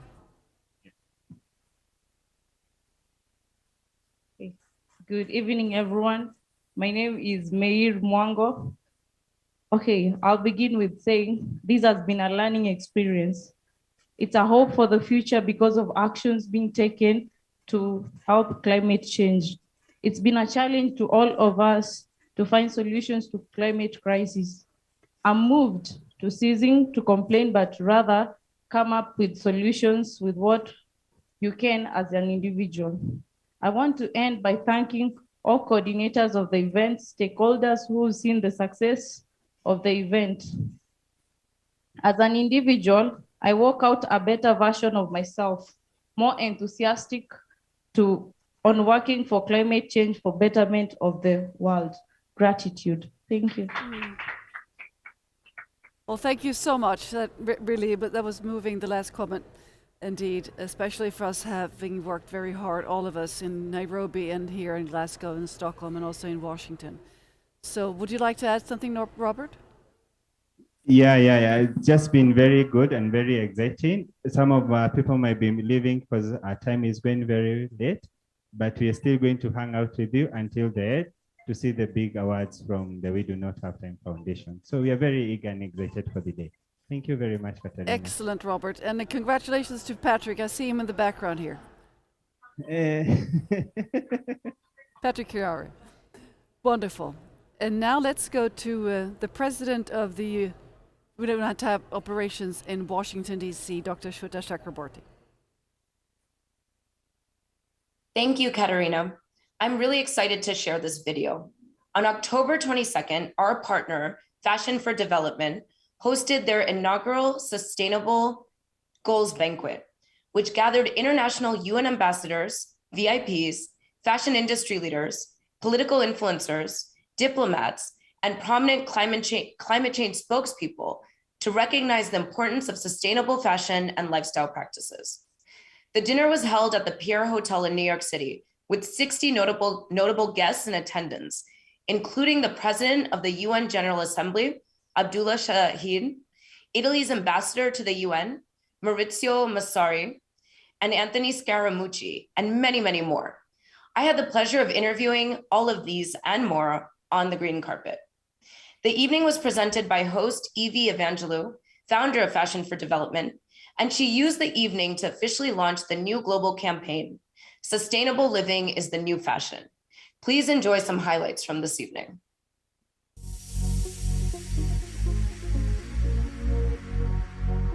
Sustainable development is crucial for Italy, for our agenda, national, European, and also global. You need a culture, you need art, you need everything that imagination can bring. This is Code Red. We really need to wake up and start living and acting responsibly. Every occasion we have to talk about that and to support sustainability efforts, we are very pleased to support. I want to wake people up to how serious the crisis is. Hopefully I can bring more awareness to my peers and to the editors-in-chiefs of magazines. Everyone is committed to the sustainable attitude. It's not just a single one, it's the whole. Fashion is one of the bigger polluters of greenhouse gases and emissions in the world. It's a crucial point, and we are very determined to fight for it. There is a lot of things that we can do in every single aspect. Time is critical. We've got to start moving on this now. We're really running out of time. This is a code red for humanity. The time to act is now. Time to act is now. Time to act is now. We don't have time.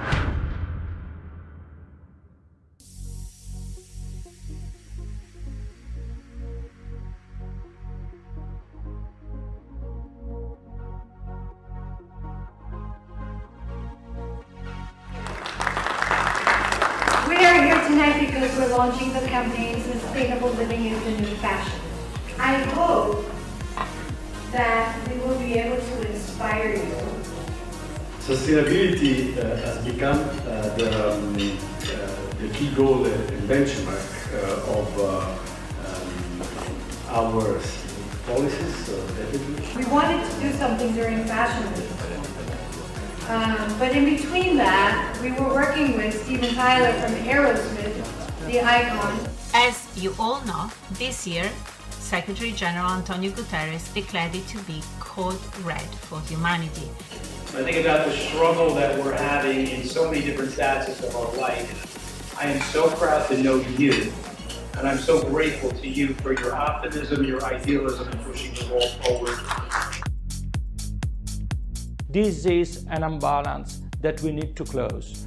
We need to find new ways to create value, positive value. We are all engaged in our own ways on climate, and we are stakeholders that all share one thing in common, is we want a livable, breathable planet.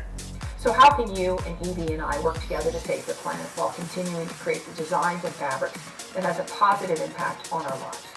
I ask that because whether we like it or not, change is coming. I represent the Italian tanning industry, an industry producing the responsible leather, where we are very sensitive to the sustainable development goals of the United Nations. We also decided to perform our first sustainability report. I want to introduce an amazing company that is completely focused on healthier people and healthier planet. Their name is Senovita. The clothes you wear, the food you eat, all has an impact.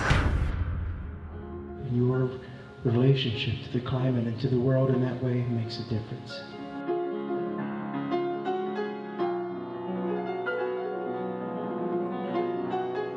She came in from Orlando to perform for us tonight because she really wants to save her planet. For 1,000 years,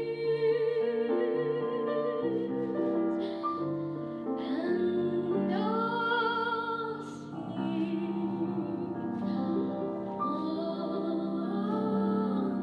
on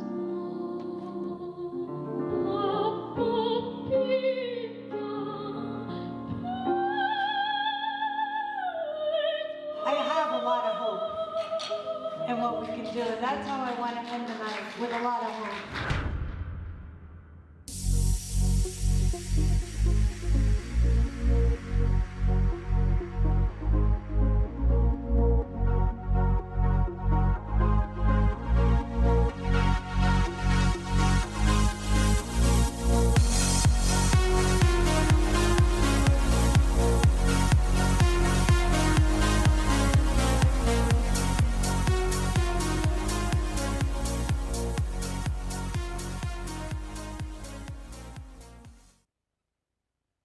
Well, thank you very much, Jutta, for bringing this glamour, well, this very strong, sustainable glamour perspective and textile and fashion perspective into this broadcast. We're going to now turn to another music video, and I'd like to also introduce properly Bernadette La Hengst. She is a pop and electro-pop star and singer from Germany. And Bernadette, there you are, wonderful.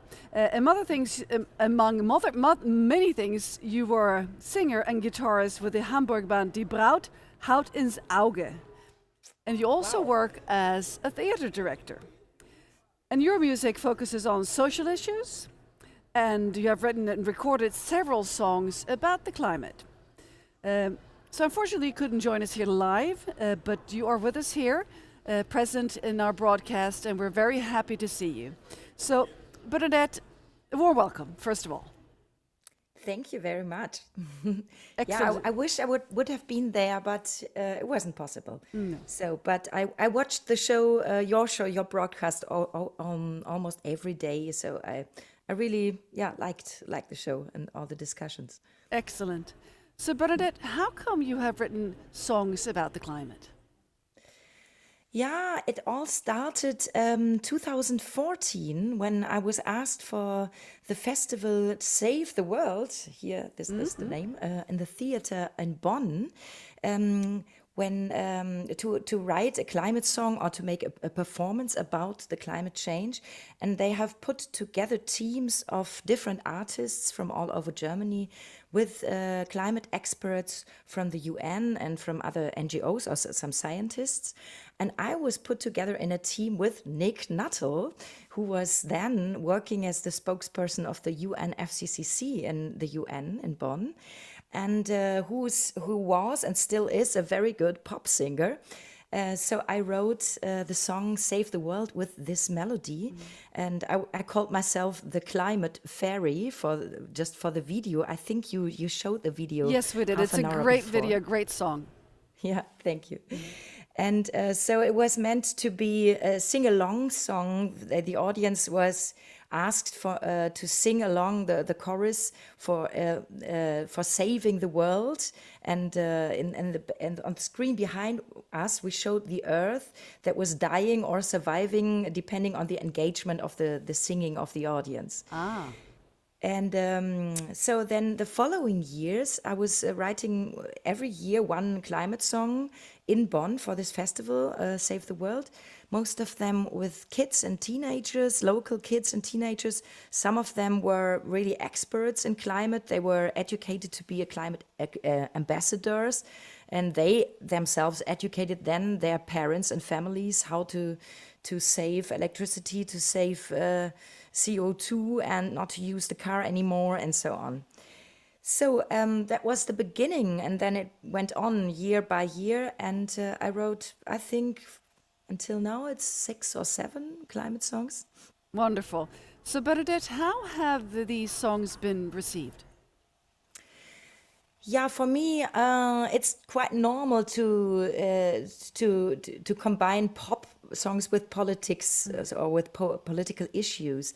So when I released my album Save the World with this melody, that was the same title, and in 2015, yeah, some people liked it very much, but some people thought it was somehow uncool to write a song about the climate, because I think the whole dimension of the catastrophe of the climate crisis was not well known in the arts scene, and especially in the pop scene.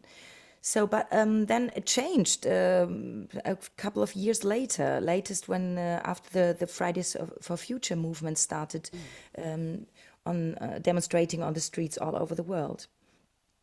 So Bernadette, in terms of the responsibility, or maybe I should choose the word role for artists to act on climate and to be involved and write music or create art, what is your role?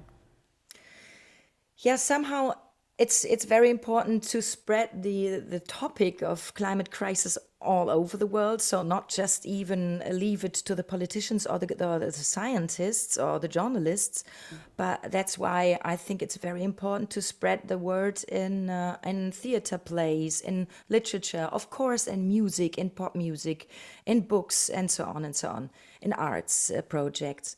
So because it's the most important issue of our times, and of course it's linked to social justice and migration, but if we can't stop the global warming, we don't need all the other social fights anymore. So first of all, we have to deal with this problem. And I think it's very important to collaborate with, so arts and science, arts and politics must collaborate with each other because they can learn from each other, and arts, is the emotional anchor of politics, and it can create new ideas in different ways. It can express utopian ideas, it can engage people, that's very important. So emotional arts can engage people. I think that's the most important thing for me. Wonderfully framed, emotional anchor for politics. I think I'll take that with me for sure. So Bernadette, tell us about the two songs that we are airing here tonight. The one song I think you showed already, that was the Save the World with This Melody. I think the second song that we are going to listen now is called I'm an Island, and I wrote this song 2017 also for this festival, Save the World. And I was very lucky and happy to perform this song together with 200 children and teenagers from the youth choir of the opera in Bonn on the opening ceremony of the COP23 in Bonn. And so that was a very emotional and strong moment for all these kids, for me, myself as well.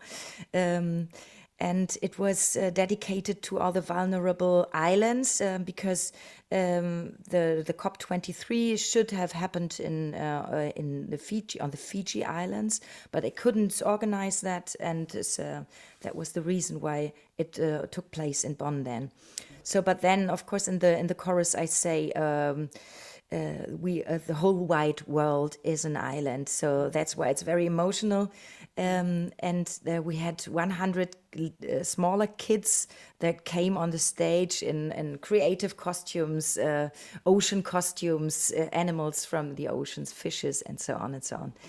And we also made a music video with 200 local kids from Bonn that were demonstrating for saving the world, for a better planet, to stop climate change. And that was 2017, even 1 year before that Fridays for Future movement started, with Greta Thunberg demonstrating every Friday from then on. So I think it was somehow looking into the future, what happened 1 year later with this big movement. So I'm looking forward to seeing this video again. It's called I'm an Island.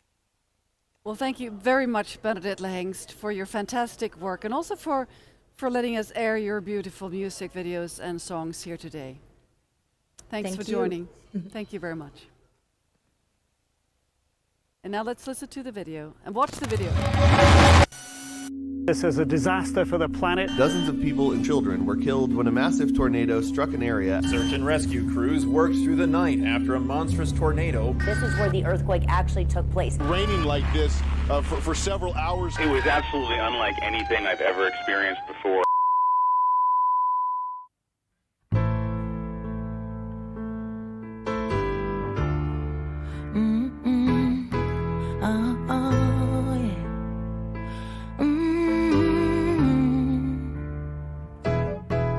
You're running behind the time, speeding up online, using cars and trains, cruising by aeroplanes, catching the stars above. But when is the time for love? You're searching for paradise. It's here, look into my eyes. I'm an island, surrounded by the sea, my beloved enemy. So why are you silent? I'm an island, will you hold on to me?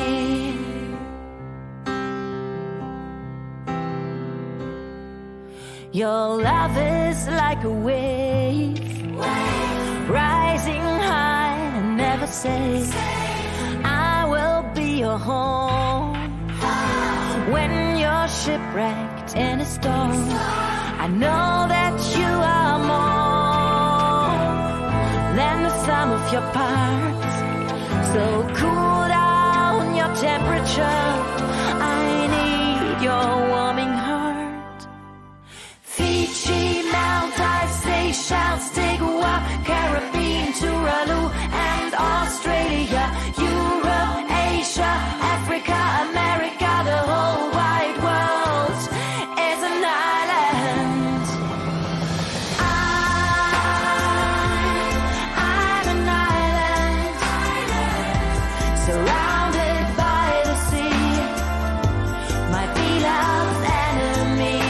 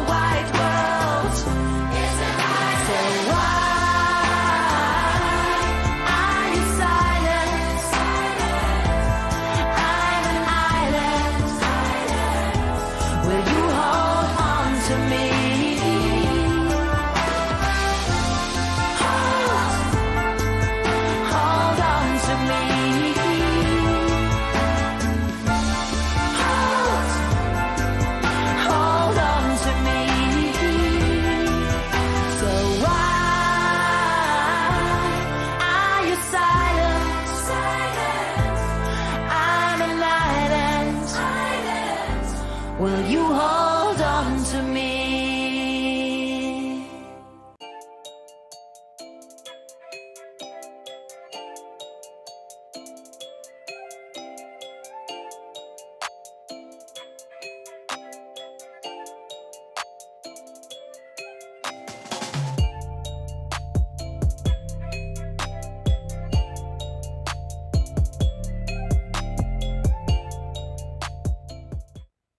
What a beautiful video and such a beautiful song.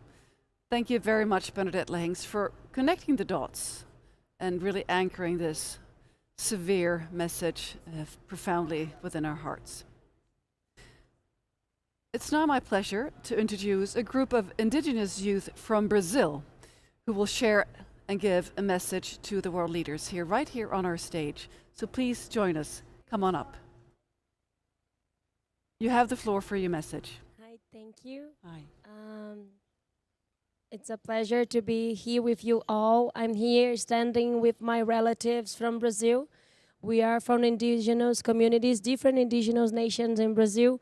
And we are here to stand and say in only one voice that climate change is affecting us the same way that it's affecting people from the north, from the Arctic. For us, it's a really big concern what is happening in your lands, because it's happening and will affect both of us, you know, like the entire universe is going to be affected. So we are here to press solidarity, because people in this place in COP are only talking about saving the Amazon when we are facing climate change in different regions.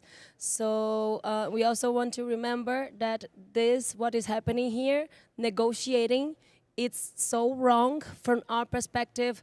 You don't put a price on your mother. You don't put a price on the person that brought you to this place. So we want to not only press solidarity, but also to do the connections with people that are really working the ground, really being affected, that we are the ones that are going to bring the changes to these places. To north from south, we are gathered in this fight. Well, thank you so much for joining us here on stage and bringing your message. And best of luck for all of you, for your continuous work. And we're all in this together, just like you say. Yes. And the pandemic showed to us that we are deeply connected. The invisible win made us to remember that. So if we don't get this in mind, we are not going to have real solutions. So what happened there in the north happens in the south. What is happening in the south affected you guys from the north. So it's really amazing and really pleasure and honor to be here with you all sharing this space. Well, thanks for joining us. It was wonderful to have you. And best of luck to you and to us and to everybody, because we need it. Thank you. Thanks again. Thank you. Thank you.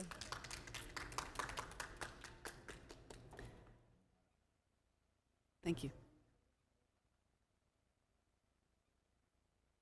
It's now time for an interview with the founders, so we don't have time.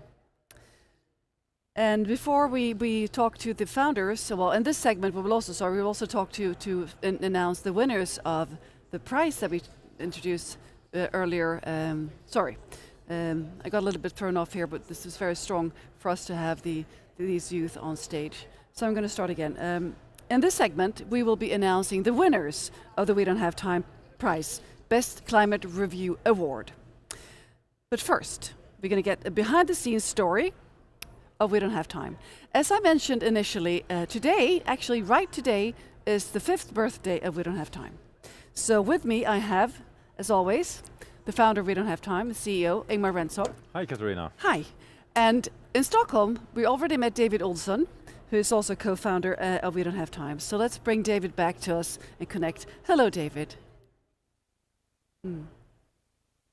Wonderful. So, Ingmar, tell me and the audience, how did you come up with the idea to start We Don't Have Time?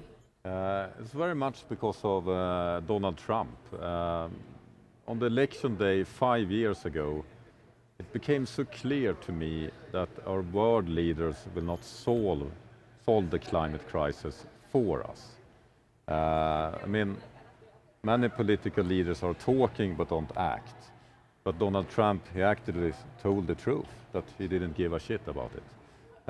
So I started to wonder, how could we, if we can't count on our leaders, how do we become the leaders? And I came up with this idea about creating a platform where everyone that are engaged in the climate and everyone that are working on solution can connect with each other and work together, but also have a dialogue and give reviews to those in power, businesses, political leaders, public figures, etc., etc.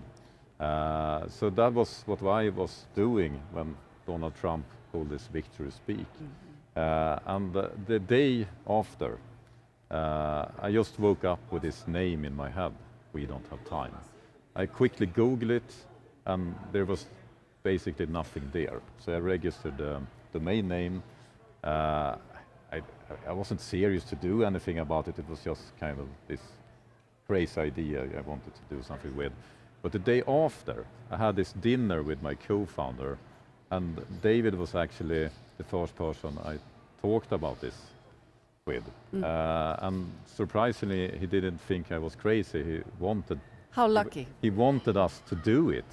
And it's very important. If you're alone with something, it's very, very hard to do something. But if you have someone to do it together with, it's so much easier. So that was the starting point of We Don't Have Time.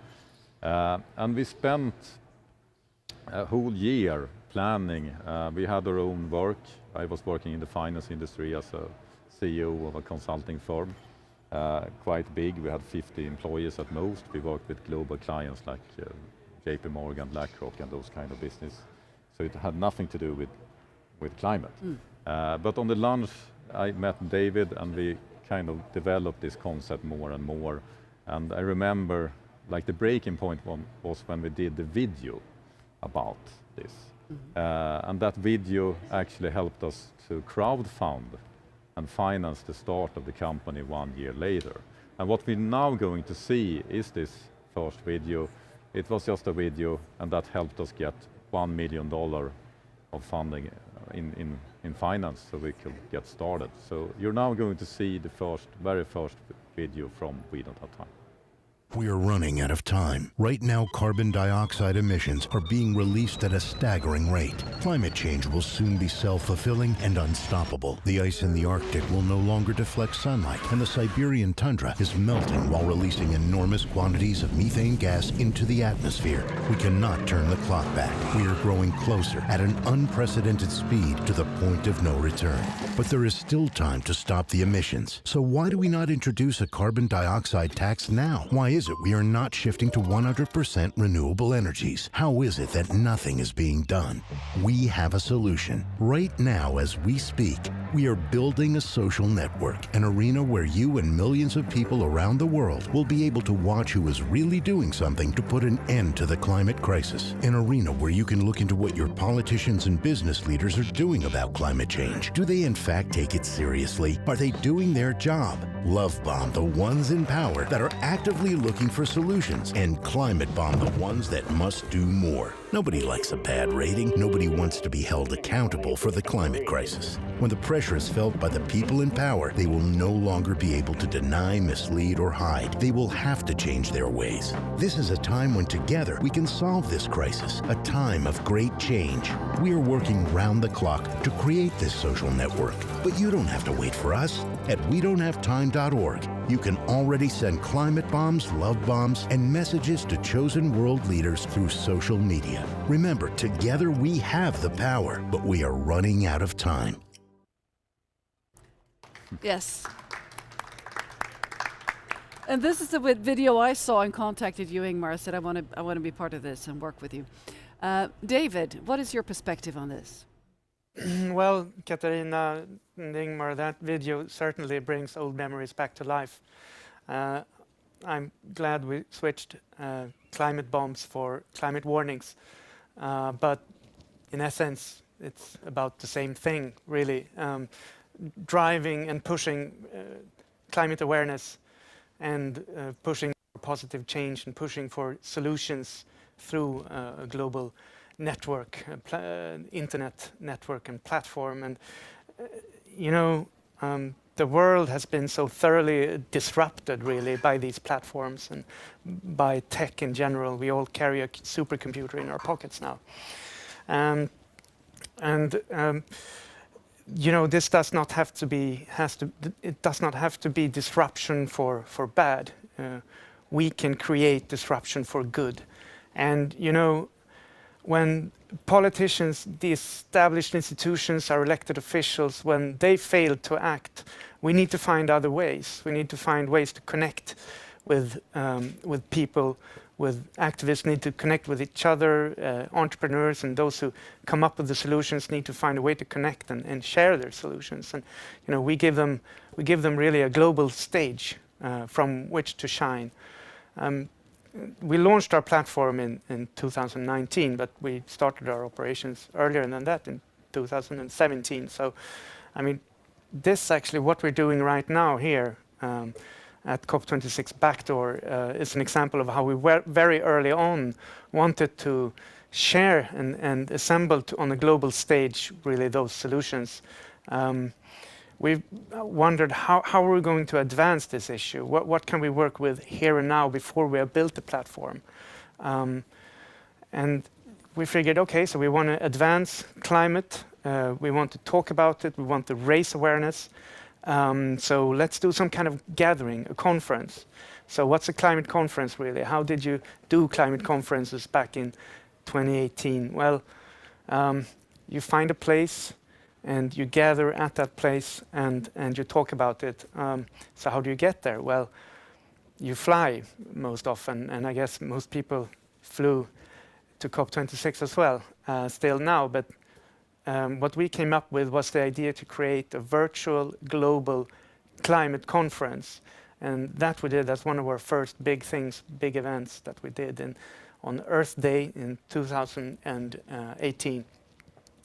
And we did it no-fly, virtually a peanut of emissions compared to what others, what in other case had been like a giant football stadium of emissions if people had flown there. And we're going to see the clip from that very first no-fly climate conference that we did on Earth Day in 2018. Oil drives you crazy. Oil corrupts politics. Oil buys politicians.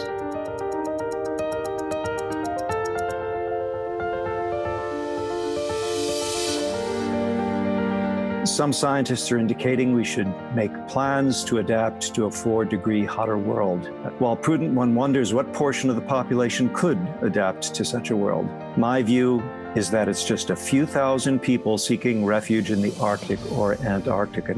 Business as usual means about 4 degrees warmer, which is approximately 1 ice age in the opposite direction. So this is really, really huge. And I need to stress this, that the Paris Agreement is not a walk in the park, it is half an ice age in the other direction.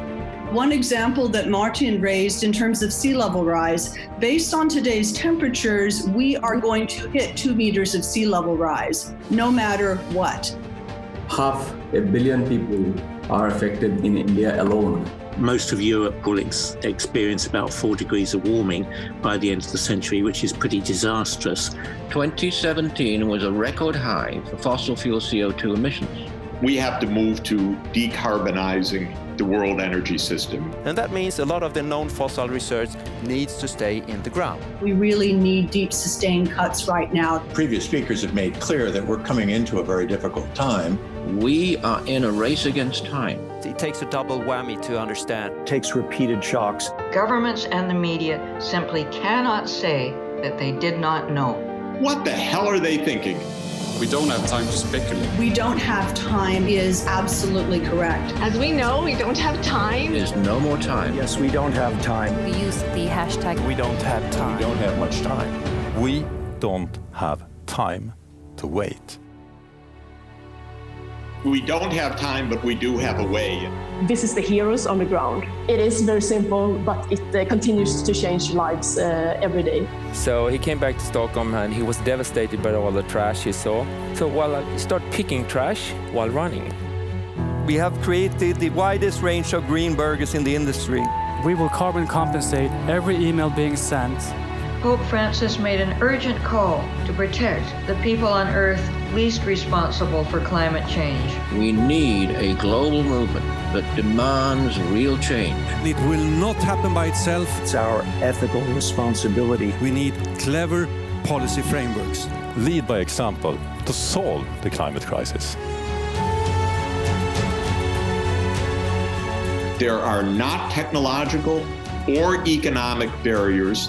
We're going to make it, but we're in the final stages of the political economy battle, where corrupted politicians, twisted by the interests of big oil, are still resisting.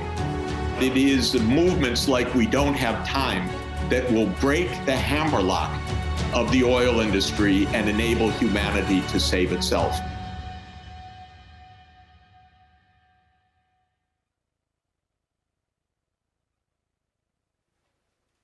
How does it feel to look back at this, Ingmar? Yeah, it seems like 10 years ago or something like that. It's only 3 years or 4 years. So many memories. So what else happened in 2018? As everyone here knows and all the world, we got this movement. It wasn't us, but we did our part. The year 2018 was a very, very special year in Sweden. We had 4 months in a row without any rain at all. It was forest fires all over Sweden, and we are a northern country. So it was really, really the climate crisis playing out. I remembered I was interviewed by a TV station that went to Sweden from Israel because it was drier in Sweden than in the Middle East. So it was real upside down. And in the end of this summer, we all know what happened. We had this young girl, no one knew her by name back then, and the youth movement that had been there all the time suddenly kick-started. So that was very, very special. And what we are doing on We Don't Have Time, our aim is to connect everyone that are working on solutions. Solutions could be tech solutions, but it could also be activists, new way of doing things. Doing a school strike was something no one has done before. So we wanted to share this to more people, and suddenly it's just get its own life. And later that year we had COP24 actually, and our fellow board member Stuart Scott, that not here with us anymore, actually I spread the ashes here at COP26 just a few hours ago today. He's played a huge part in the global climate movement. He brought Greta Thunberg to COP24 in Katowice, and that was really a tipping point in the global climate debate. Before that moment, people or leaders were talking about the climate change as something in the future, as a problem among many. After the whole debate is about the climate crisis, people are starting to understand the problem. So we're now going to see a film. Sorry here. It's a film from the Katowice meeting, isn't it? Yes, it is. So we're going to see that film right now. I'm Stuart Scott, Victoria Hirth. At the other end of the table is my co-host, and we're coming to you live from COP24 in Katowice, Poland. Victoria is Associate Professor of Sustainable Business, University of Plymouth. And I'm the Executive Director of ScientistsWarning.org and a member of University of Survival at this point. Today's guests with us, Greta Thunberg, international climate activist, becoming extremely well known now here at the COP, and Morten Torsland. He's the CSO of WeDon'tHaveTime.org. And for those of you unfamiliar with the acronym, it's Chief Sustainability Officer. And today's program, simply, we don't have time. Very familiar concept with those of us who are here at the COP. Now, Morten, if I may ask you to tell us a little bit about the organization We Don't Have Time. Right, thank you. So We Don't Have Time is a social network. We are a social network that is based on climate movement, climate action. We are launching an app as of on Earth Day of next year, 2019. And as of today, we have various social network outlets where we post blog posts, write about climate-related issues and videos and such. I was just wondering, we have Greta up here as well, and I know you know each other, so how did you come to know each other? So the first time that we got to hear about Greta, we didn't know her actual name. It was our CEO, our founder, who was informed about someone was taking action, climate action, doing some sort of strike outside of the Swedish parliament. This was in August, I believe. And the very first day, which was a Monday, I think, he was on his way to work together with a colleague, a photographer.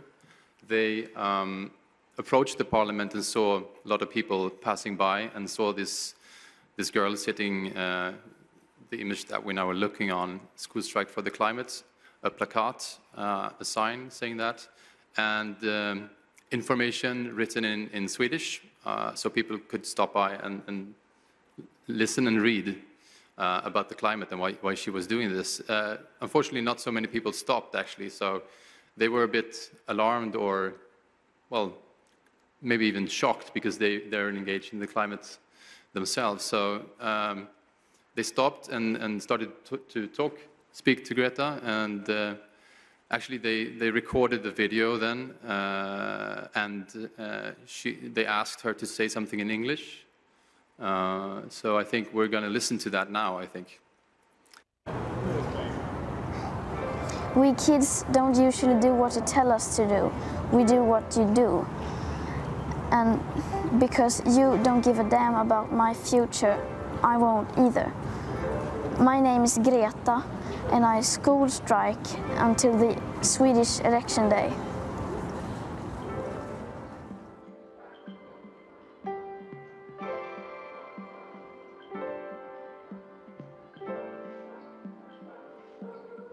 So Greta, what did you think when these fellows approached you? It was good to have someone to talk with. That no one else stopped and talking to me, so they were the first to stop. And so yeah, that felt good that someone saw me and listened to what I had to say. Well, Ingmar, this was in Katowice, and 1 year later, you, David, and we did something special for the next COP. Yes, and before that, we launched the We Don't Have Time app. So we have got thousands of reviews and a lot of answers, everything from presidents to business leaders like Jeff Bezos, Mark Zuckerberg, etc. And for the COP25 that was hosted in Madrid, we actually did the very first hub where we connected Stockholm with Madrid, so people didn't have to fly back and forth to stand on a stage 5 minutes. And it's kind of strange because now we stand there 2 years later and every pavilion are doing the same. But we and the Nordic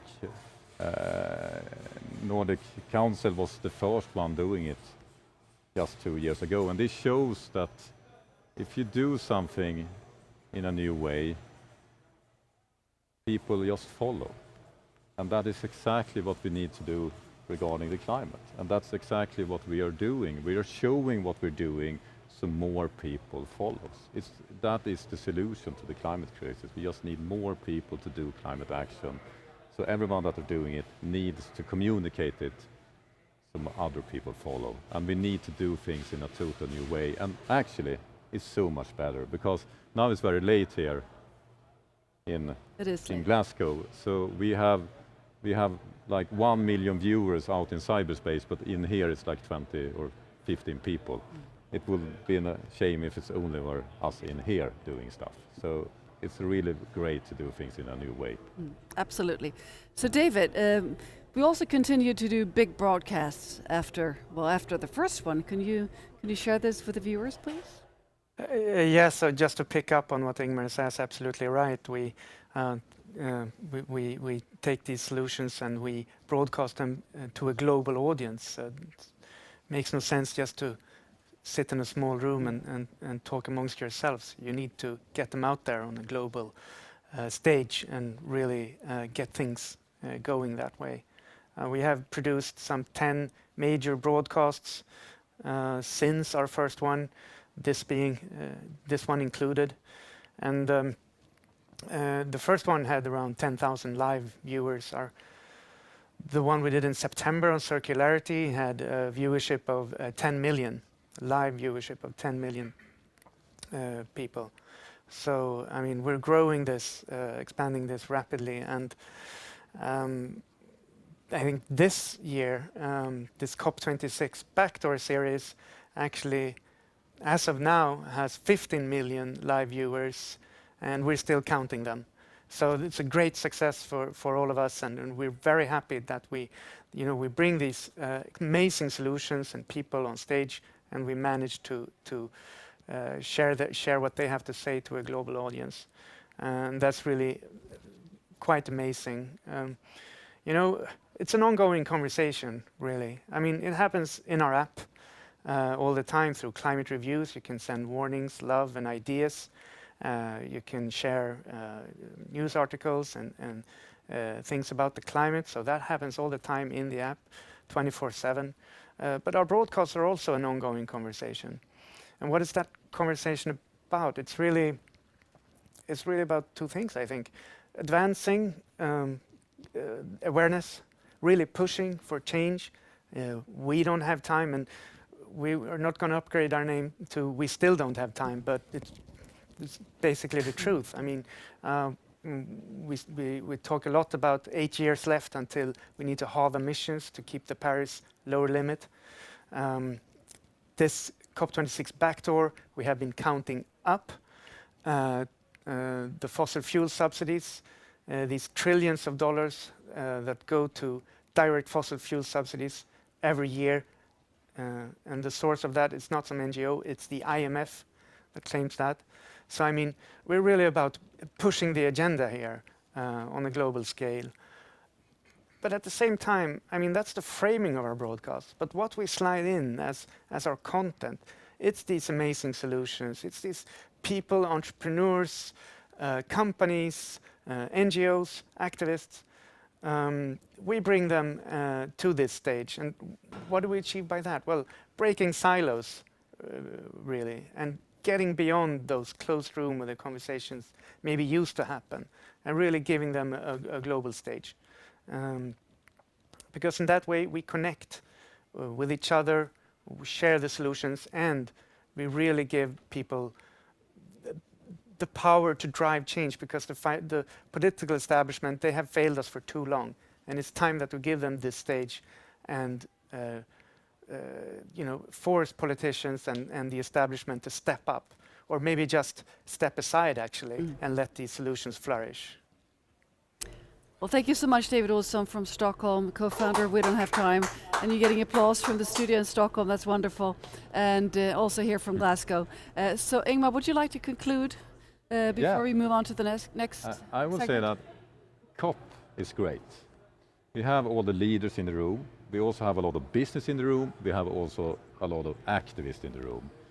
It's 40,000 people, and most of the people here are actually doing their best to try to solve the problem. And unfortunately, not every one of them has the courage to act as they should. But people are really trying to solve this problem here, for sure. But what's wrong with COP is actually that it ends. It's just 2 weeks. I'm really certain that if we will lock the doors and have a year-around COP with our leaders, we will solve this for real.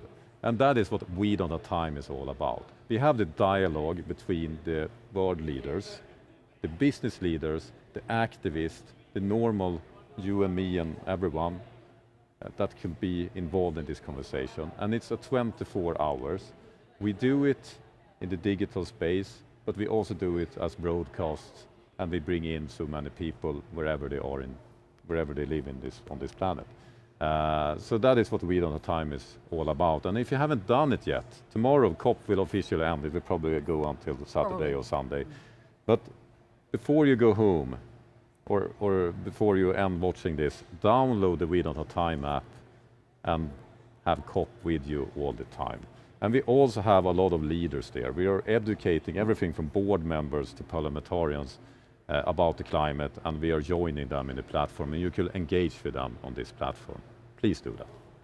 Well, thank you very much, Ingmar Rentzhog, and thank you very much, David Olsson from Stockholm. We're now moving on, and we will soon announce this year's winner of the Best Climate Review in 2021. But before doing so, I'd like to turn back to Nairobi, to Patrick Chiari, who won last year's award. And he's also head of We Don't Have Time's Kenyan chapter. Well, he's one of the last year's winners. So, Patrick, hello. Hey, hello. Hello. Catalina, how are you? I'm good. It's a bittersweet. This is the last broadcast here from Glasgow. So, Patrick, you have been voted the most influential person in Kenya by Infomedia Research Group. And this is fantastic. And what does this mean? Tell us a bit about this award. Actually, I'm here with the award. I think everybody. It's a rhino. Can see it. Yeah.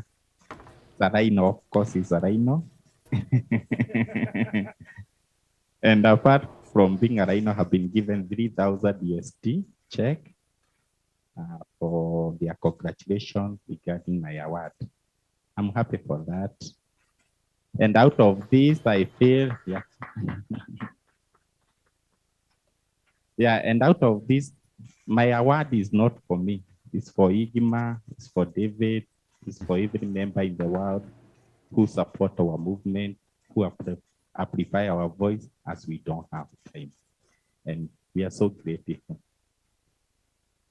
Well, thank you so much, Patrick. And I'd also like to ask you, it's been a year now since you won one of the best climate review, you were part of that award.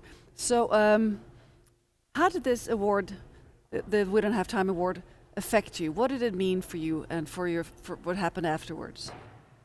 Okay, I'm so grateful to win that award of last year, 2020.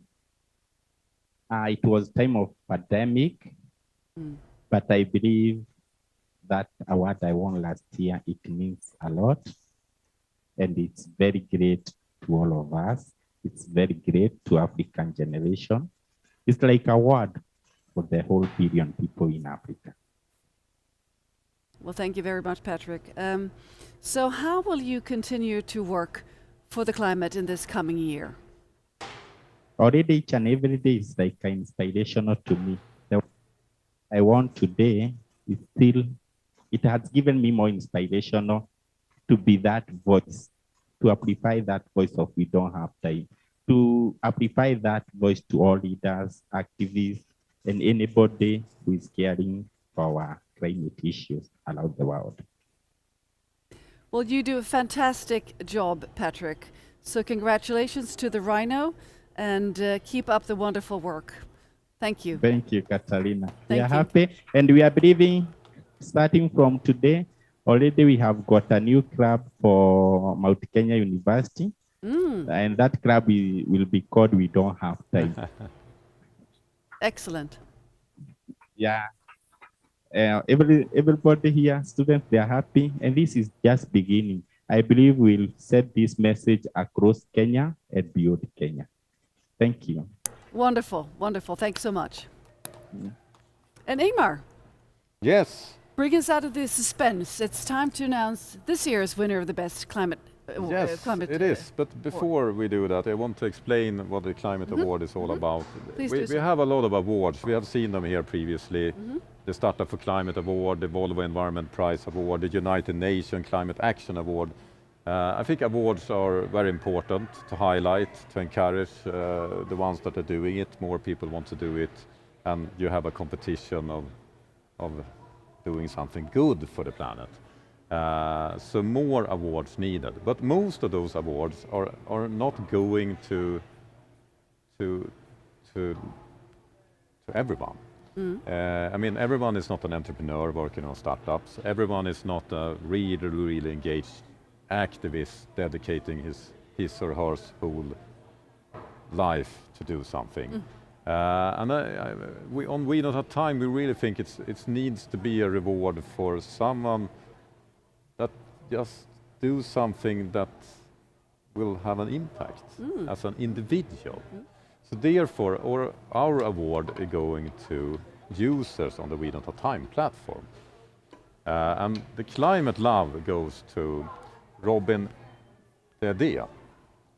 For his Climate Love, he gave the movie Kiss the Ground, because it highlights the importance of regenerative agriculture, that we need to think very differently when we produce food. And it's a film that highlights the positive things, the solutions we have to do it. And it's so much education needed. So instead of giving the award to Kiss the Ground, we're giving it to Robin Dede. So big congratulations. Excellent. Round of applause. Wonderful. And the next, I will do like this to have a little bit better explanation. The next award will be given to a climate warning to Harvard.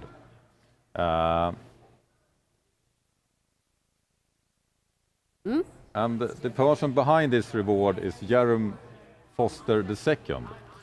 And the review is all about that Harvard is teaching to their students about the climate crisis, but they have been investing their own money in the fossil fuel industry. And that's not a very dissonant thing to do. And here is something very good. This year, Harvard changed their policy. So now they don't invest in fossil fuel anymore. And it's very much thanks to Jerome Foster II, that's a student at Harvard University, and a lot of his friends that actually succeeded with it. And We Don't Have Time platform was one tool in order to have that change happen. Excellent. Well, very well done, Jerome. Excellent work. And the final category. The idea. Yes. It goes to... Fireworks.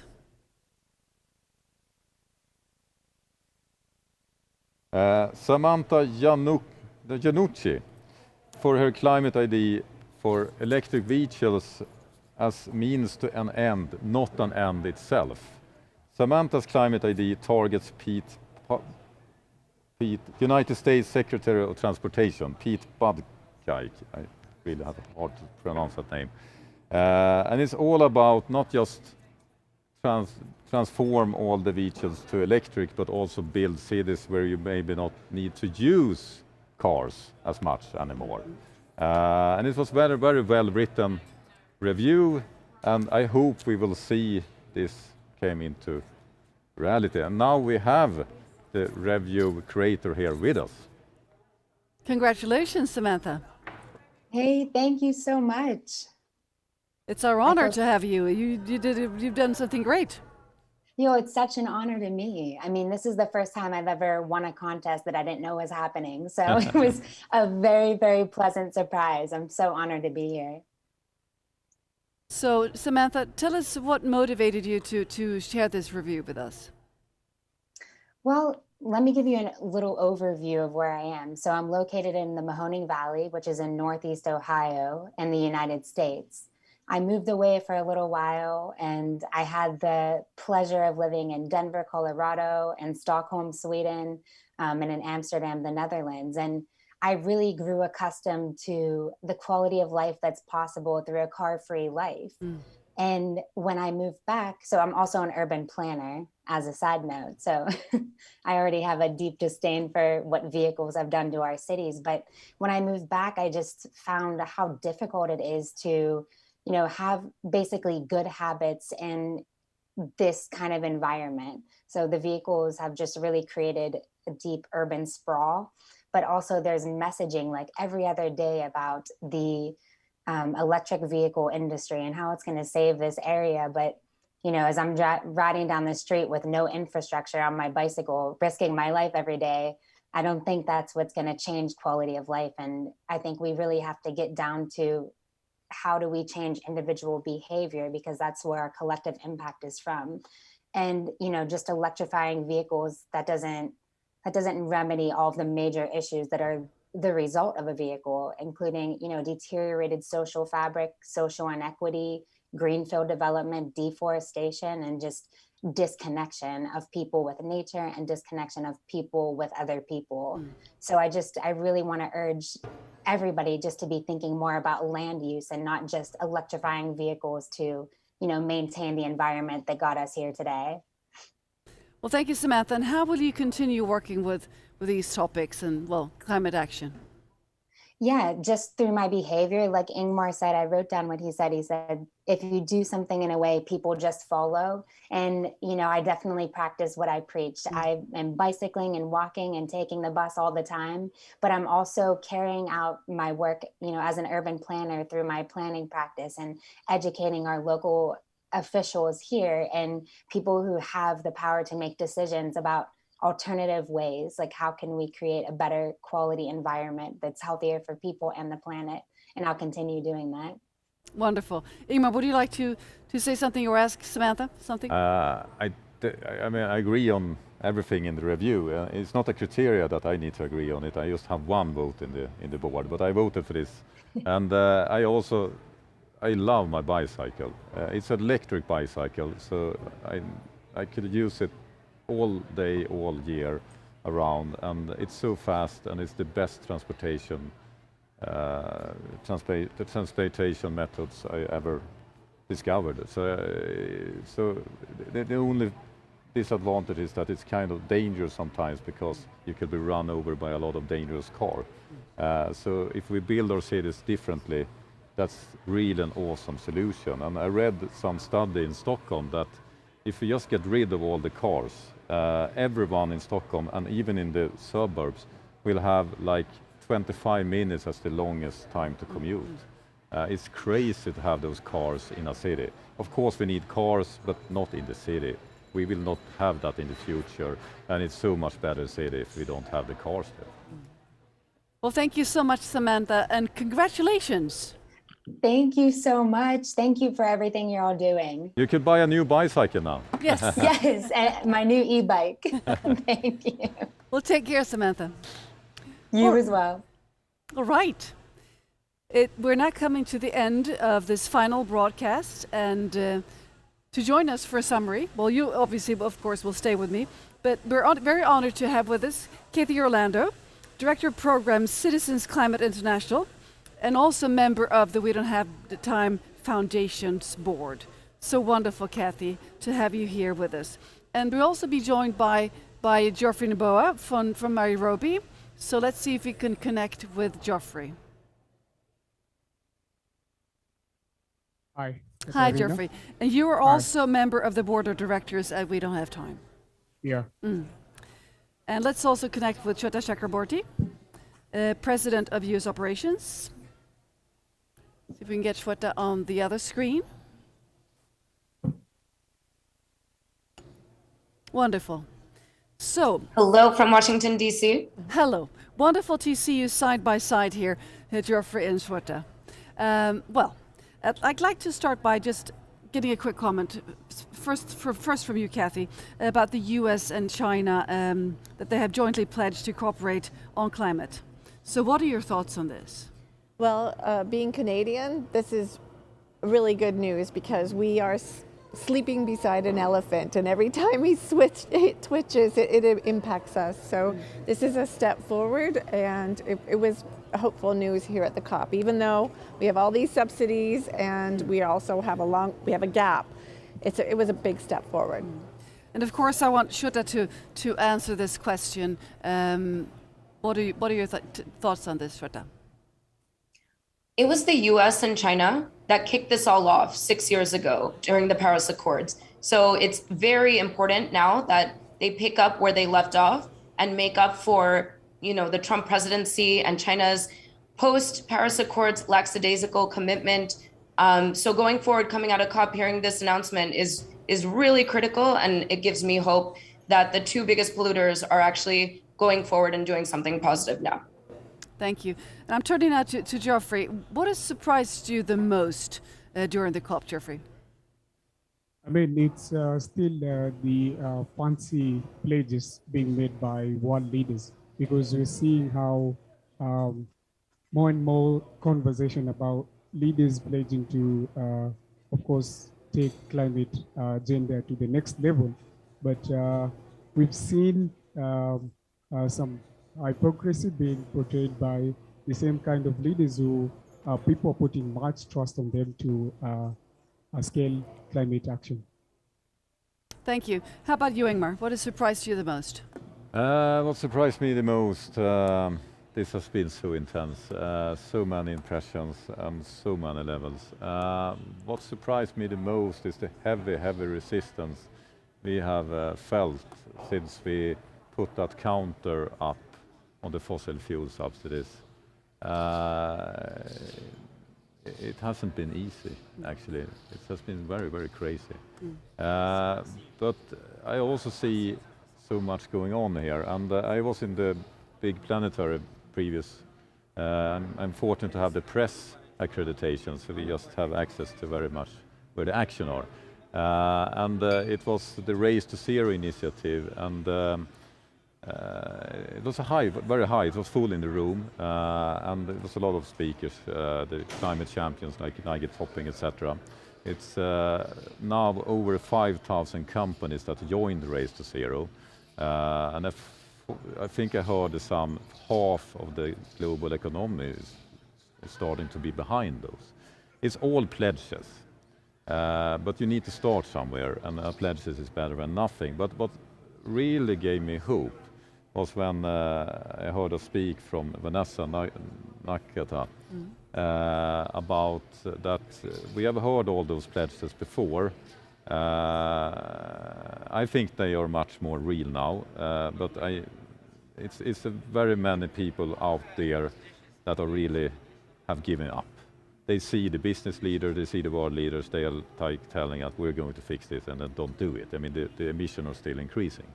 And this was an amazing speech where the conclusion were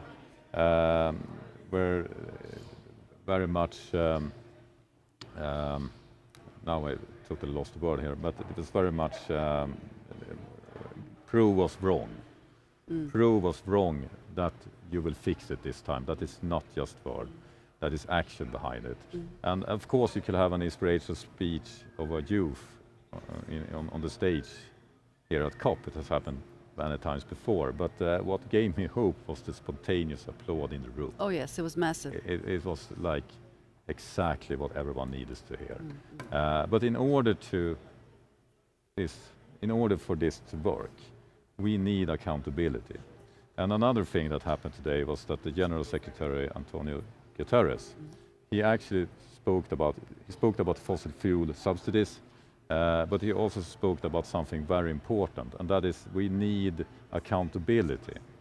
We need to keep track if those pledges are turned into action, and who is doing the action and who's not doing the action. And that's exactly what this is all about. We need to watch the leaders, and if they do the action, we give them climate love.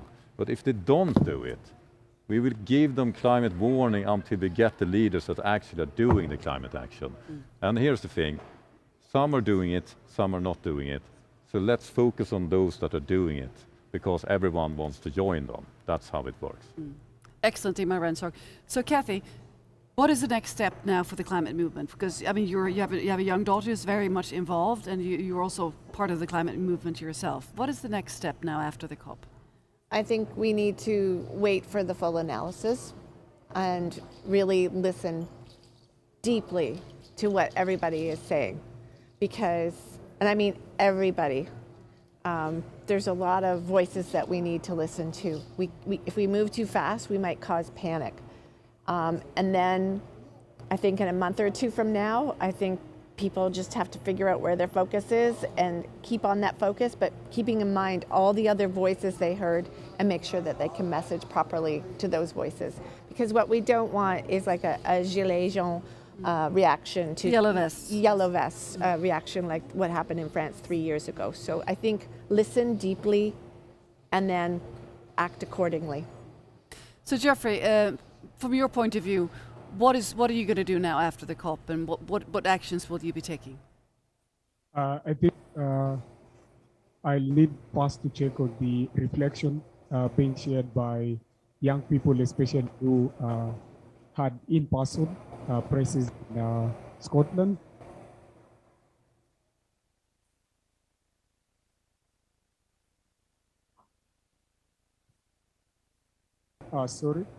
So, as I said earlier, the first thing will be listening to the reports and also reflection being shared across, especially by young people like me who had the opportunity to take part in the conference, and also use that capacity to build networks that will enable me as an activist to of course, find collaborations and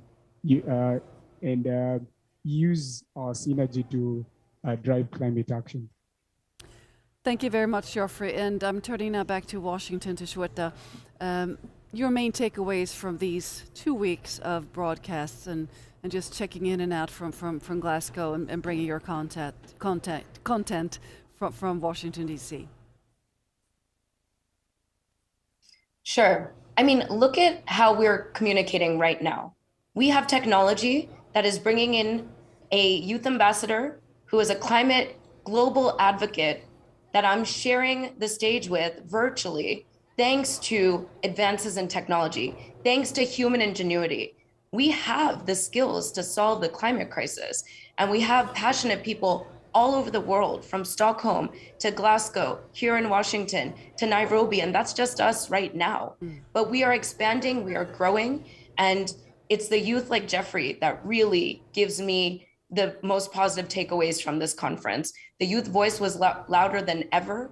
We are seeing efforts at the local level. We saw what Jeffrey did. I witnessed it firsthand. I went to Nairobi and I was able to see the good efforts that are underway there. And more of this, more of sharing good ideas, using the technology we have, like this platform. We don't have time.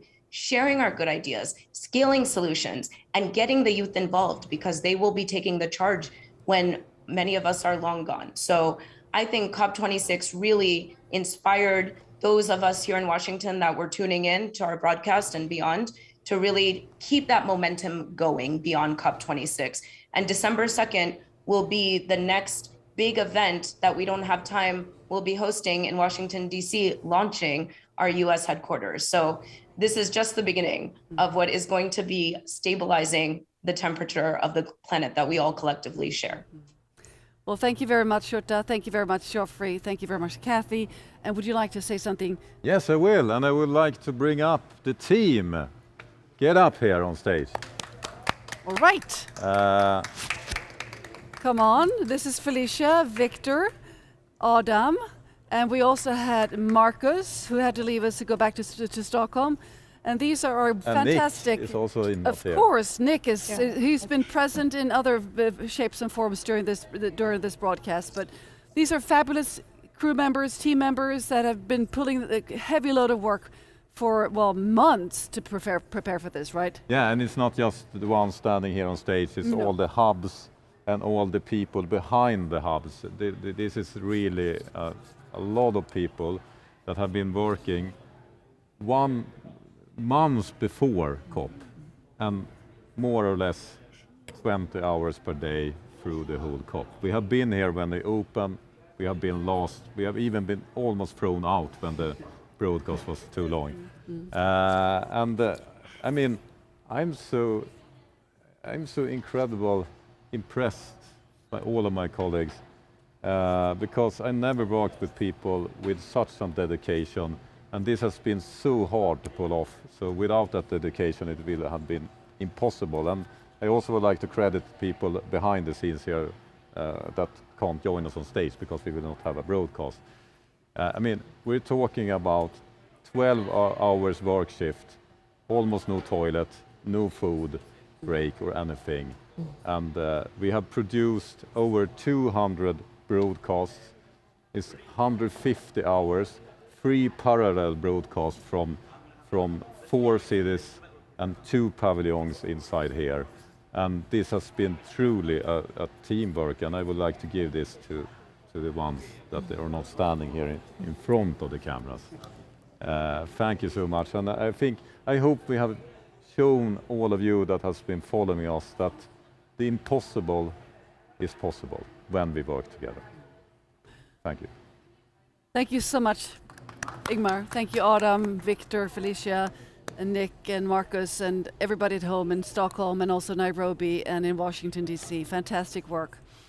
And we will end this final broadcast here from Glasgow with a song from Bernadette La Hengst. And it's a version of the song that she performed before, I'm an Island. And this is performed live in Bonn at the opening of COP23, where the Pacific island of Fiji was president of the UN process. So take it away, Bernadette. Hey.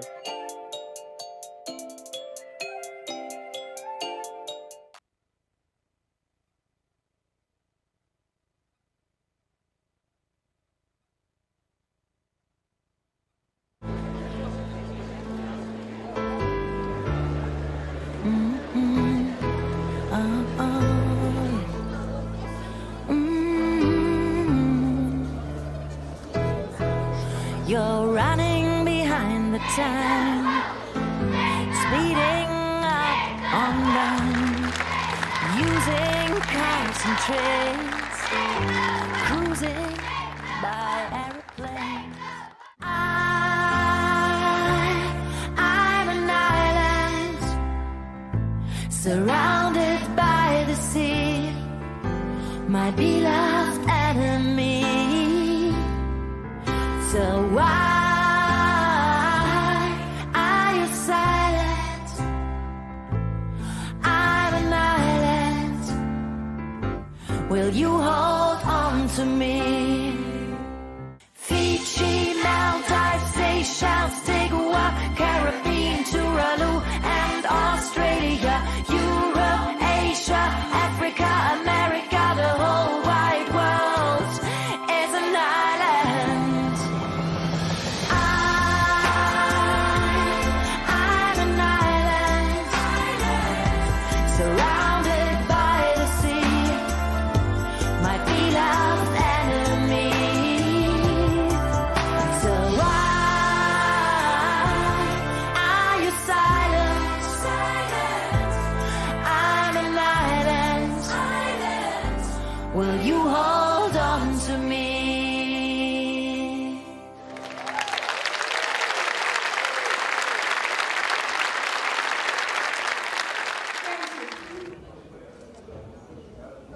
Ich glaube, es ist gut, einen Staat zu haben, der emotional ist, der alle mit einbindet, weil die Aussage ist ja klar, Solidarität mit allen Inseln. Wir sind alle eine Insel oder der Planet Erde ist eine Insel, die wir für die nächsten Generationen sichern müssen. Dafür müssen wir jetzt was tun, das ist total wichtig.